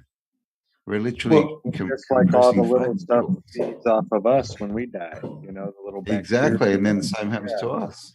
I want to go watch Honey I Shrunk the Kids. So below. What, Josh? I'm sorry. Well, just for that reason, Walt, as above, so below. I want to go back and watch Honey I Shrunk the Kids, because maybe the story isn't about us shrinking, but us having to live amongst giants. And that's what the really story is that there was a life where we had to live amongst giants as though we were shrunken down. Well, what about armor and all these knights and samurai soldiers and armor? They tell us it's just so that we put all our resources into the best stuff so that then we could just go and kill each other and ruin it. But was that much more for defense? Because we've got all these stories of giant killers and giant hunters and Van Helsings and all this kind of stuff. So I think all that kind of tech, the armor and that, I think it was all to defend people against whatever, right? Giants or other grisly sort of creatures. Well, why would you need to be an 18th century aeronautic attorney? Exactly right. Because you're getting ready for Orville and Wilbur to take that first flight in the 1800s. Right. You just want to make sure the laws were already on the books. So that whose grandmother said we've had planes forever? I don't remember who said that even earlier. Oh, really? Well, Yeah, they say 1903, Orville and Wilbur, what they fly, something like 14 feet. Sailed basically on a bicycle with a glider tied to it. And then, within 20 years, we'll, having dogfights and flying around in, proper planes. Oh, it's just dumb. As you do. Well, so I guess that does kind of make sense. So I guess the story was that this person's mother had asked her grandmother, kind of what it was like to be around to see airplanes come about. And this person's mother's grandmother, her great grandmother, was born in 1900, and her answer to what it was like to be around to see air flight and air travel come about, she said, well, airplanes have always been here. But if Orville and Wilbur were doing their flights and making the press and the papers and the wire in 1904 when she was 4 years old, then she literally did, even still in 1900, grow up with airplanes being a thing. Even roughly. And of course, 1930, Hindenburg goes down, and that's pretty much around the time they started pushing airplanes, right? Mm-hmm. I showed these last time, but this is what you got to watch out for. Somebody turned this one into someone turned that one into a hippopotamus, and then this one just magically got carved into this. They had an afternoon, man. Buddy, it's that AI art, I tell you, gosh. No, that's just good texturing. Yeah, somebody been at it a minute. Yeah. Did any of you? I shared this in the Ironworks Skype channel, but Strolling Under the Skin. Did any of you get to see this? Mm-hmm. This is just unreal. Yeah, show this. Muscles, fluids, fibrils, and cells. Here we are at the very heart of complexity.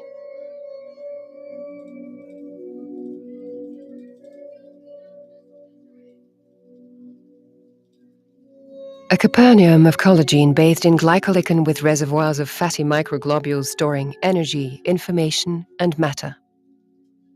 A communications network for exchanging energy, matter, and information between the component parts of the system and the various reservoirs by way of a torrent of blood rushing between the nerves, veins, arteries, and cells. Some mechanisms are still poorly understood, such as the fluctuations in pressure, visible in these images of the movement of drops within a filament that is clearly hollow.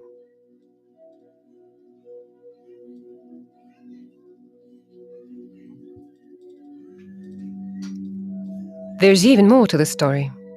Within this global network encompassed by the skin, you also have valves able to increase or decrease the flow of information in terms of intensity and speed. Storage times play a leading role here in amplifying or inhibiting other mechanisms, with a direct consequence on fat and lymph reserves.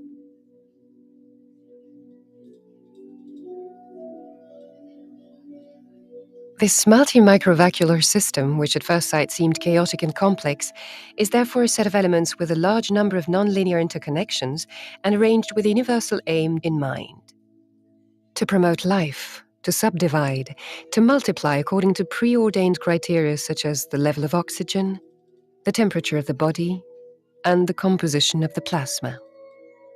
This internal state of How equilibrium are they must be... getting this footage? This is incredible.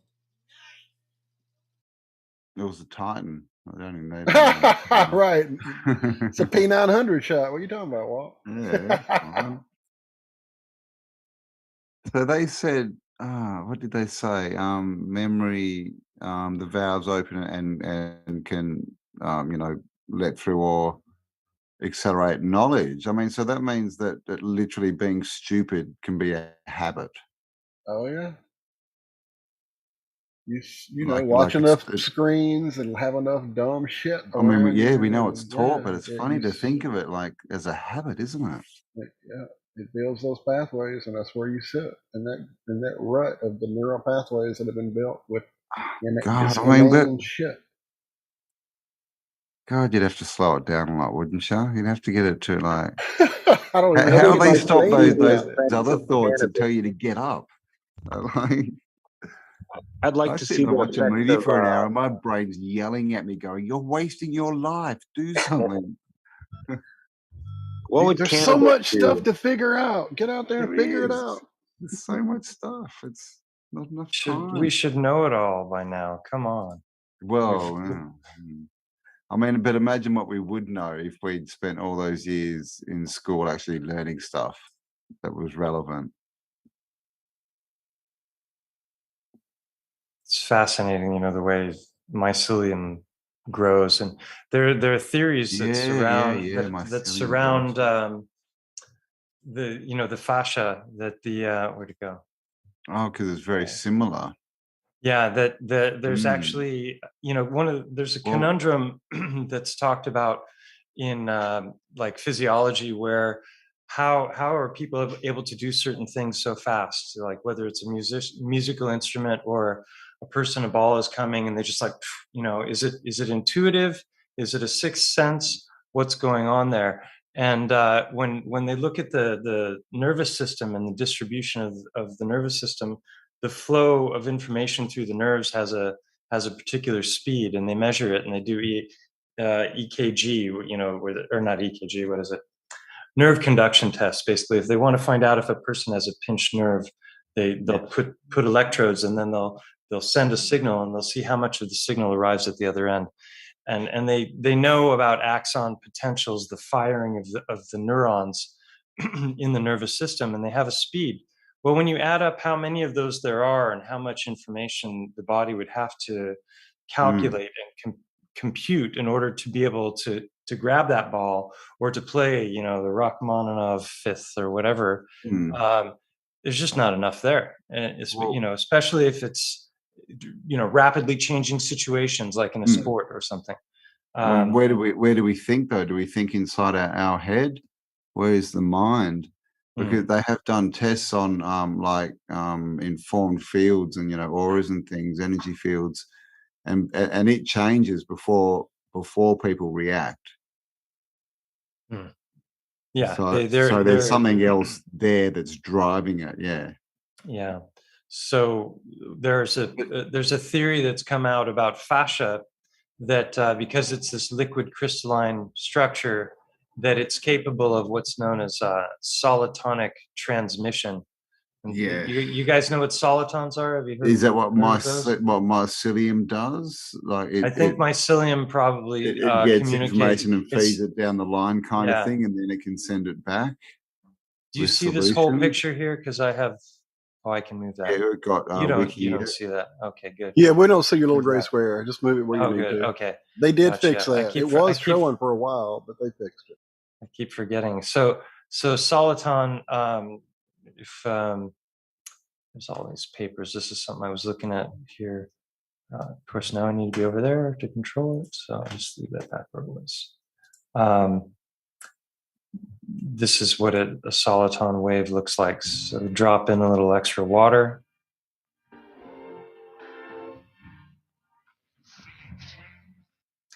And it doesn't lose intensity, it just maintains. Okay, so it doesn't have the curve of the wave, kind of.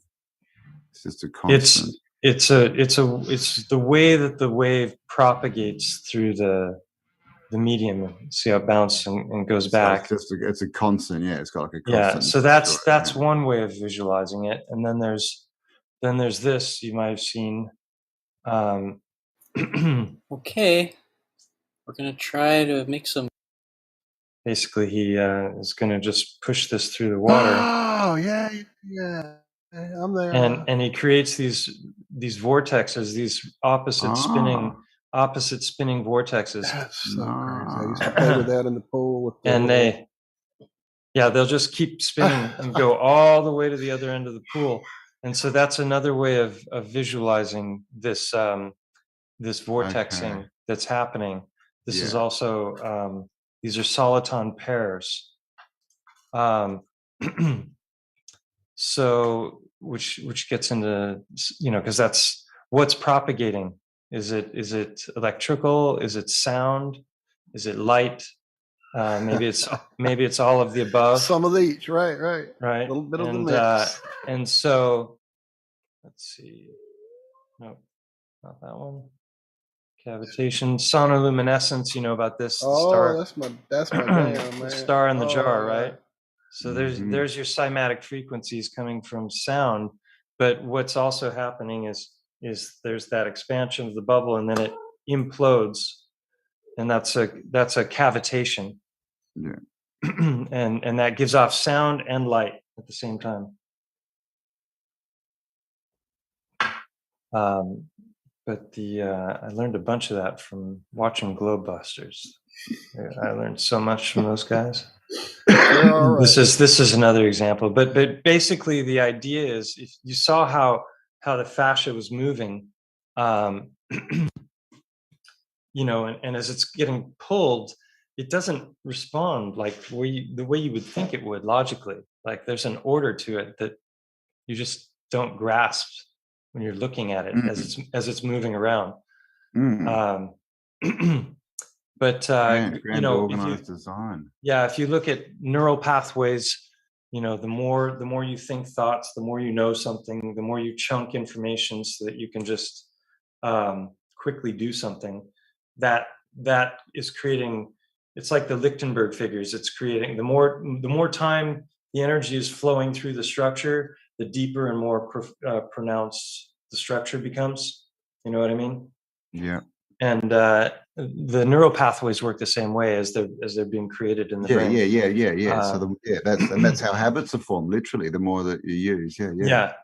And a lot of that happens in the little brain, which is the cerebellum. That's where these habits are chunked, and that's where the tree of life is, the LBRY, which is the most compact. I don't know if you knew I was a chiropractor, Cambell. But no. This one, LBRY, cerebellum. That's why I know some of this stuff, because I studied a bunch in school. So here, Oh, I'm not sharing. What are you seeing? Wait, where is it? I'm lost. It happens. Close some of Share. those tabs, Mike. There we go. Share screen. Share. I've been trying to close them one by one. Where'd it go? Ah, it's minimized. There we go. So this is the arbor vitae, and so this is the main yeah, that's the eyebrow there, pineal gland, and the ventricles, and then the cortex here, and then this is the little brain, which is the cerebellum, and that's where we, like a tennis player, you know, that perfect serve, it's just body memory. That's where that becomes body memory, and that has the densest concentration of neurons in the whole nervous system. And I mean, the dendrites that come off of each individual neuron are just, you know, out of this world when it comes to the connections to the potential connections to other neurons. So yeah, it's potential. So it's potential connections, though, isn't it? So that they don't connect connect like a child. So what the ones we choose to sort of connect, and that's what becomes our and our habits and all that our kind of habits stuff. make things ingrained. You know, so a child is like infinite potential until it gets messed with by society or poisoning or whatever. Imaginary friend doesn't exist. Yeah, so fascia is fascinating because this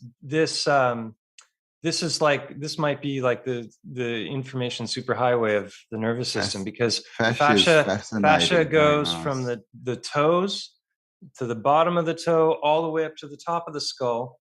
It's in every single tissue, in every layer of every tissue. And you know, you can see this is a cross section of muscle. Yeah. And fascia goes throughout that. But if you zoom in, oops, no, does not compute. There it is. Anyway, I can go. It's an interesting word too. You know, fascia, fashion, fasces, fascist. And the fasces, is also what is it? It's I mean, bundle. the fasces. Look at them. Yeah, look at the middle bit poking out of that bit of meat. That looks like a fasces. Yep. You can hear it in the words. And so the going back to the solitonic transmission. So as this is stretched, so depending on what you're doing with movement, or you know, whatever it is, and the majority of neurons in the body go to the hands. That's the biggest consumer of neurons in the whole body. You know, so Cilium is the same kind of stuff, but for the Earth.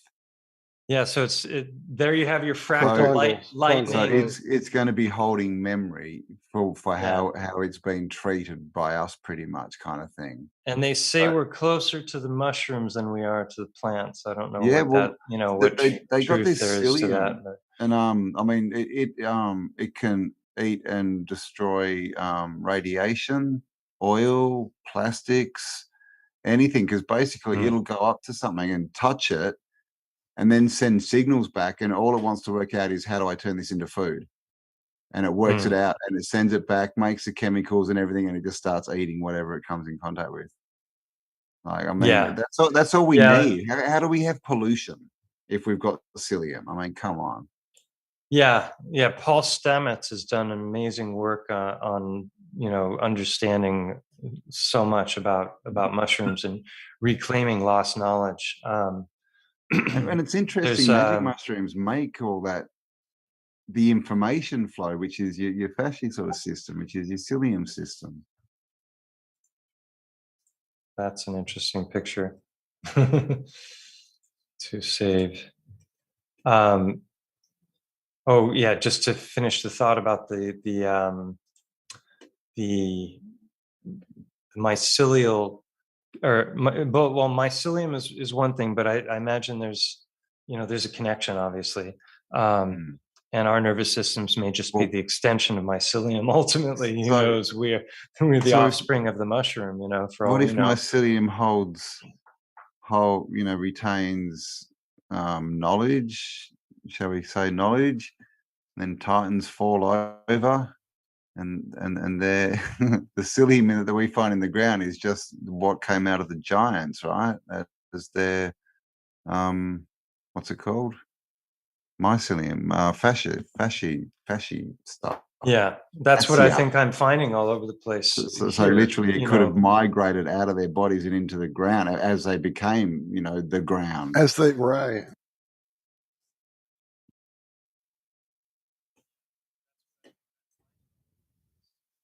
Well, we just crossed the Which 3.5 would hour mean mark. that the Earth has been encoded with the information from Titans from a couple of thousand years ago. Uh-huh. Yeah, there's something else I was going to show there, but I lost the train of thought. So with the mycelial network, so solitonic transmission, just to finish up the thought, is that probably anytime there's a stretch on any of this, it's sending solitonic waves in both directions from the source of the movement. And so that's informing the entire body about what's happening in that particular location. And So when two of so those waves this hit may each be other, what's do that? they bounce off each other? Probably. Like, is that what you're trying to say? Yeah. They come Yeah, and then probably, as they hit, they exchange information and go back to where they came from? potentially, yeah. I'm out of touch with this research. This is something I was looking into over 10 years ago, and I haven't been following it up because now it's interesting because it ties back into Because what you I'm didn't finding need with the chiropractic. geology. Yeah, there was some. Oh, here we go. Going back to I should. And of course, what this what picture we're all before. on now. We're on the World Wide Web. Exactly. That's spreading Silicon information. based, which is what crystalline, right, in nature. Yeah. And we're speaking through fiber optic cables, which are transmitting light. But what are they made of? So this is something I showed last time. This is just flow, crystalline flow. I mean, some of it looks like it's smooth and it's been melted, but when you get up close to the other stuff, it's like it's very beautiful. And maybe so all of these different components are found all over this region, where there just happens. Look at that up close. And how much of that is new growth, beautiful. and how much of that is old? I mean, it may not have started out like that. Exactly. And maybe because now it doesn't seem to have a uniformity. Like if you look at tissue under microscopes, that was what I was forgetting. There we go. Finally, one last thread here that I wanted to pick up, going back to the biogeology thread. It's yeah, I think we'll have to wrap it up here right. soon. It's just about that time, I think. Yeah. So, crystals? Do you think is this fat deposits? It could be fat. It could be fascia. It could be. It could also be petrified blood plasma, because it seems like the iron clumps, and that's going to be your red blood cells, which is going to be the red portion. And then, as I showed you before, the other half of the blood is what do you call it? Yeah. Anyway, it's got the long chain fatty acids, the albumin, and all that. And if you remove all the water from that, it's crystalline. So it's just interesting that lipid cells are the cells in the body that store stuff, right? And yeah, well, they encapsulate it, right? Exosomes. Yeah, exactly. Same right, as we heard a lot about exosomes over the last couple of years, right? Because they're fatty encapsulations of cellular debris, basically, that the body's expressing, getting rid of. So this is fascia, and this is striations of muscle. Cross section of muscle. This is lengthwise. So you look at already just with those two pictures, all the different ways in which those components could manifest. And then imagine not just a cross section, but at different angles. And how is it going to look, and what are you going to see? Think about that. What was the name of that stone you were talking about before? Bauxite. Yeah, right. kind of bauxitey, that. right? from this direction, but not from this direction. So it depends on where you are and what angle you're looking at it from. This is muscular striation. So now you're going to get that, oh, it's melted brick kind of thing, right? Yeah. Right. And then this is just another angle or another way in which muscle can striate and manifest. And then you have different kinds of muscle. You have the heart muscle is one kind of muscle. You have the muscles of the internal organs in the digestive tract that are doing like contractions along tubes. Yeah, peristalsis and high twitch. Low Peristalsis, twitch, thank you. That's what I was looking at. I mean, look at the complexity of this. It's just amazing. So. Smooth muscle, that's what I was talking about before. Heart muscle is smooth muscle. Vagina, digestive tract, all of that, that's all smooth muscle. And then you have the skeletal muscles, which do that. Binding area. Anyway. Yeah. So time to wrap up. Okay. I think I'm the one who's up at 4 a.m. here. So. Is it 4 a.m. where you are? Is it? He did it. He did it again and stayed up for us, or got up. Yeah. Well, definitely we're pushing into what, almost 4 hours, 3.5, Yep. 4 almost. 3:45, Wow. 3:46. Oh wow, 4 and hours. we could go, and the problem is we could keep going for another 3 hours, everybody. And as you know, we do. So let's put a bookmark here, and you both are welcome separately, and definitely come back again and let's toss this shit around, because I've ignored the chats completely. Thank you, Amos. Yeah, I know, right? Thank Sorry, you, people in Amos chat. on We love Rockfin you. for the super chat that started the whole thing off, and we screwed it up on Rockfin. So sorry about that, Amos. We finally got it working again, and then I know I've missed super chats on. There's one right there from Thunder Chicken. Yep, thank you, sir. Tartarian brick lava lamps for the win. I love it. Guys, it's been beyond epic.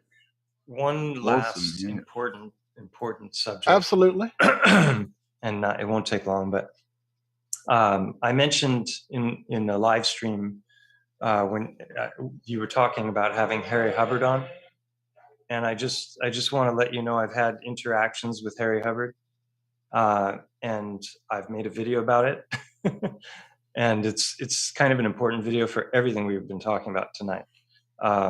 So I would just recommend you watch it and ponder what's there. Okay. And then if you watch it, watch his rebuttal, because that's on his channel. Awesome. I can't wait. Okay. Yeah, right. We're all ready and I'll just show you, because I have a lot I could say about this, but obviously that would take hours. But it's a long video, and it's hold on, I had it pulled up. Wait, where is it? While you're looking for that, everybody, the links are in our description for Mike's channel and for Campbell's channels and various other areas to get with these gentlemen's research. There you go. And thank you for everyone in chat. Hello, Hippie17, Joy, Earth Coin, Oicy, and everyone else. Thanks for hanging around for 4 hours and still being there. Yeah, it's awesome. Where is it? It's right here. It is. Oh, kitty. So. Yeah, she's a talker. Don't worry. It started with this video, which is 15 minutes long. Harry Hubbard contacted me, was interested in doing further examination, investigation on the hearthstones. So this is a video about and showing the stones that I sent to a colleague of his who owned a laboratory in Santa Fe, New Mexico, I think is where it was. And then the results came in, and that's what this video is about here. And it's 3 hours long. So I hate to tell you to do it, but if you can find the time, watch it at 1.5 speed or something. But just so you know. Yeah, it's hard to expect people to watch long form stuff these days. It is. Especially if you do it 3 times a week. It's yeah. I make cuts of everything these days. You just got it. No one's got the time. Yeah, no, I'm working on it. I'm really working on it. I've got about the first 40 episodes of the Ironworks downloaded so far. I'm going to break those up and then cut those up, and we'll be having some smaller snippet out of the vault stuff coming up soon from 6-7 years ago. Retro Iron Realm. Yeah. That's the plan. Is the chat available after the fact? It'd be fun to see what people were talking about and saying. That's a good question. Yeah, it'll pop. It should pop up if you just sometimes. watch it. Yeah, on the repeat, it should pop up. Yeah. It's funny, isn't it? But Sometimes it been doesn't. a couple that they haven't, right? I think it's just the last thing to pop up. You guys are just impatient and checking too early. Just too fucking eager. Right? Me? Impatient? Come on. Well, it was fun to talk with you, Cambell. I really enjoyed it. Yes. And you've been doing so much great work for so long. I really I appreciate your perspectives and how you messages and you know, that you're trying to get people to think for themselves and do their own research and study. And yeah, pretty much. I feel exactly the same. And I'm a big fan of the scientific method when it's applied correctly. The actual scientific method. Like actual scientific method. I know, right? Well, before we get out of here real quick, Cambell, let us know what you and Kelly got coming up in the near future. In the near future. So this Thursday, we have a chat with Jason from Archaics, and we get into Australian history and resets and things like that. In the next weeks, we've been exploring sort of airships and floating cities. And then October, the weekend of October the 22nd, we have a live event in Brisbane. Tickets, everything is at tartariaaustralia.com. What's going on? That is awesome. I can't even get over to South Carolina or any of that. I don't think I'll be to Australia soon. But no, come on. No, I might try and get up there next year for the Flattober Fest. That'll be fun. We need to see if we can't twist Kelly's arm to coming on here with you one of these times. That'd be awesome, man, for sure. Kelly, I can get Kelly on if you want. Kelly, yeah, sure. Let's just get your earmuffs and we'll be right. Quite loud. Kelly's great, but it's really funny. People either love it or they just don't like it. It's really weird. I can get that. Passion, that's what it is. Passion. She's great. I mean, the imagination queen is what she is. Cambell, I reached out to Jason a couple months ago, actually, or shortly after I discovered his work, asking if he'd be interested in a conversation, but I haven't heard back. I sent two or three emails, and he talks regularly about email in his live streams. I don't know. It might have got in the last funneled into junk. 6 weeks or so. Yeah, maybe 6 weeks ago. He has been. I know that just recently, sort of the last 6 weeks or so, he hasn't been taking anything else on because he got all booked up. Yeah, I can imagine. So maybe just send another email in a week or so. He probably just. Yeah, I mean, I know what it's like. You just get to a point where I can't even. I literally, I've taken my emails and I've made it as impossible for people to contact me as I can, and I still get too much to get through. So it's just ridiculous. I need a PA. Spelled my name the way I did, so it would be hard for people to find me. I was thinking when I picked that spelling, I was like, okay, well, I'm going to be Good Times for All, but I'm going to spell it so weird that when people search Good Times for All on YouTube, they're not going to find me at all. My sign outside my office is this big. And I figure if they find me, they wanted to come see me. I lost my channel for 3 months because I literally couldn't remember how to spell the email address because it's just so weird. I couldn't get into it for months. So many of the messages and things get lost in the thing, especially when you're on a roll and someone even get hit at you at once. Just so you know, Mike and you, Cambell, if you don't know, I've been watching the chat, and Jason has been in the chat for most of the evening. And I hear from other people, Michael, I'm not sure how Shiva, maybe you guys know, Shiva shampoo is connected on it, but says, sorry, your emails didn't get answered, Mike. I am working on it. So Did you say Jason was in the chat? yeah, as Archaic. Yeah, Yeah. Archaic. Is Archaic, Mhm. really? Yeah, Yeah. absolutely. Hi, Jason. Okay, well, Wow, there you go. Asking you shall receive. You guys another a synchronous draw. Y'all didn't know. Right.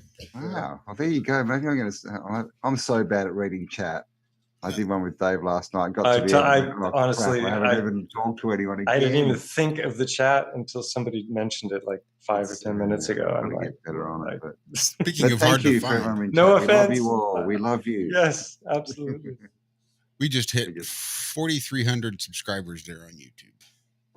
Woohoo. Just during the show, Nice. or as the show kicked off, it just rolled over. Nice. There you go. Speaking of hard to find. Yeah, well. Yeah. Thank you, YouTube. Yeah. All righty. Well, thanks, guys. That was awesome. Yes, sir. Thank you, Campbell. Thank you, Campbell. And you know the way here, and you know the secret code to get in the back door there with that Zoom link, and you do as well, Mike. So if there's ever a topic going and you're just can't stand it and need to throw it in, please, you're welcome. Always, guys. Family. You guys have a great space here. Would love to, finish the convo.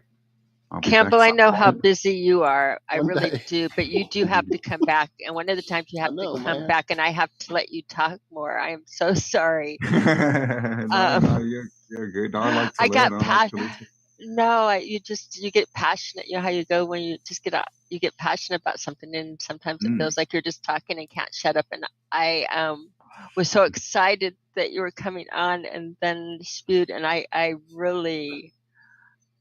want to talk with you. I know how busy you are. You want to pick my brain? Yeah, I want to pick your brain. I really want to pick your brain.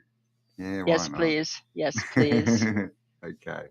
I'll make a please special let me. show just for you, Cammy. Cam and Cam, right? Right. The Cam and Cam show. I like that. Cam squared. Dual cam overdrive. Super nerdy. I like the Cam squared. We can hang with Zach squared. I've got my glasses on. I look like a geek. I have glasses. I can put them on. I can put my hair up in a bun. I even have a lab coat. Oh. It says Glowbusters on it. Really? Oh, okay. I'm gonna have to geek myself up. Is that a black lab or a golden lab? It's the white lab coat, the total nerd jacket. We did what was really funny is we did one of the conferences in Dallas in the lab coats, and some of the comments on it on one of the international conferences were the scientists coming into our chat or into the after show, and they were Zach, I don't know if you got the comments, but they were really upset that we had the audacity or that we wore the lab coats or whatever. They didn't like it that we were mocking it. That's a bold statement, I gotta say. I mean, these days wearing a mink coat can catch you some flack, but wearing a coat made out of a Labrador, that's some bold statement.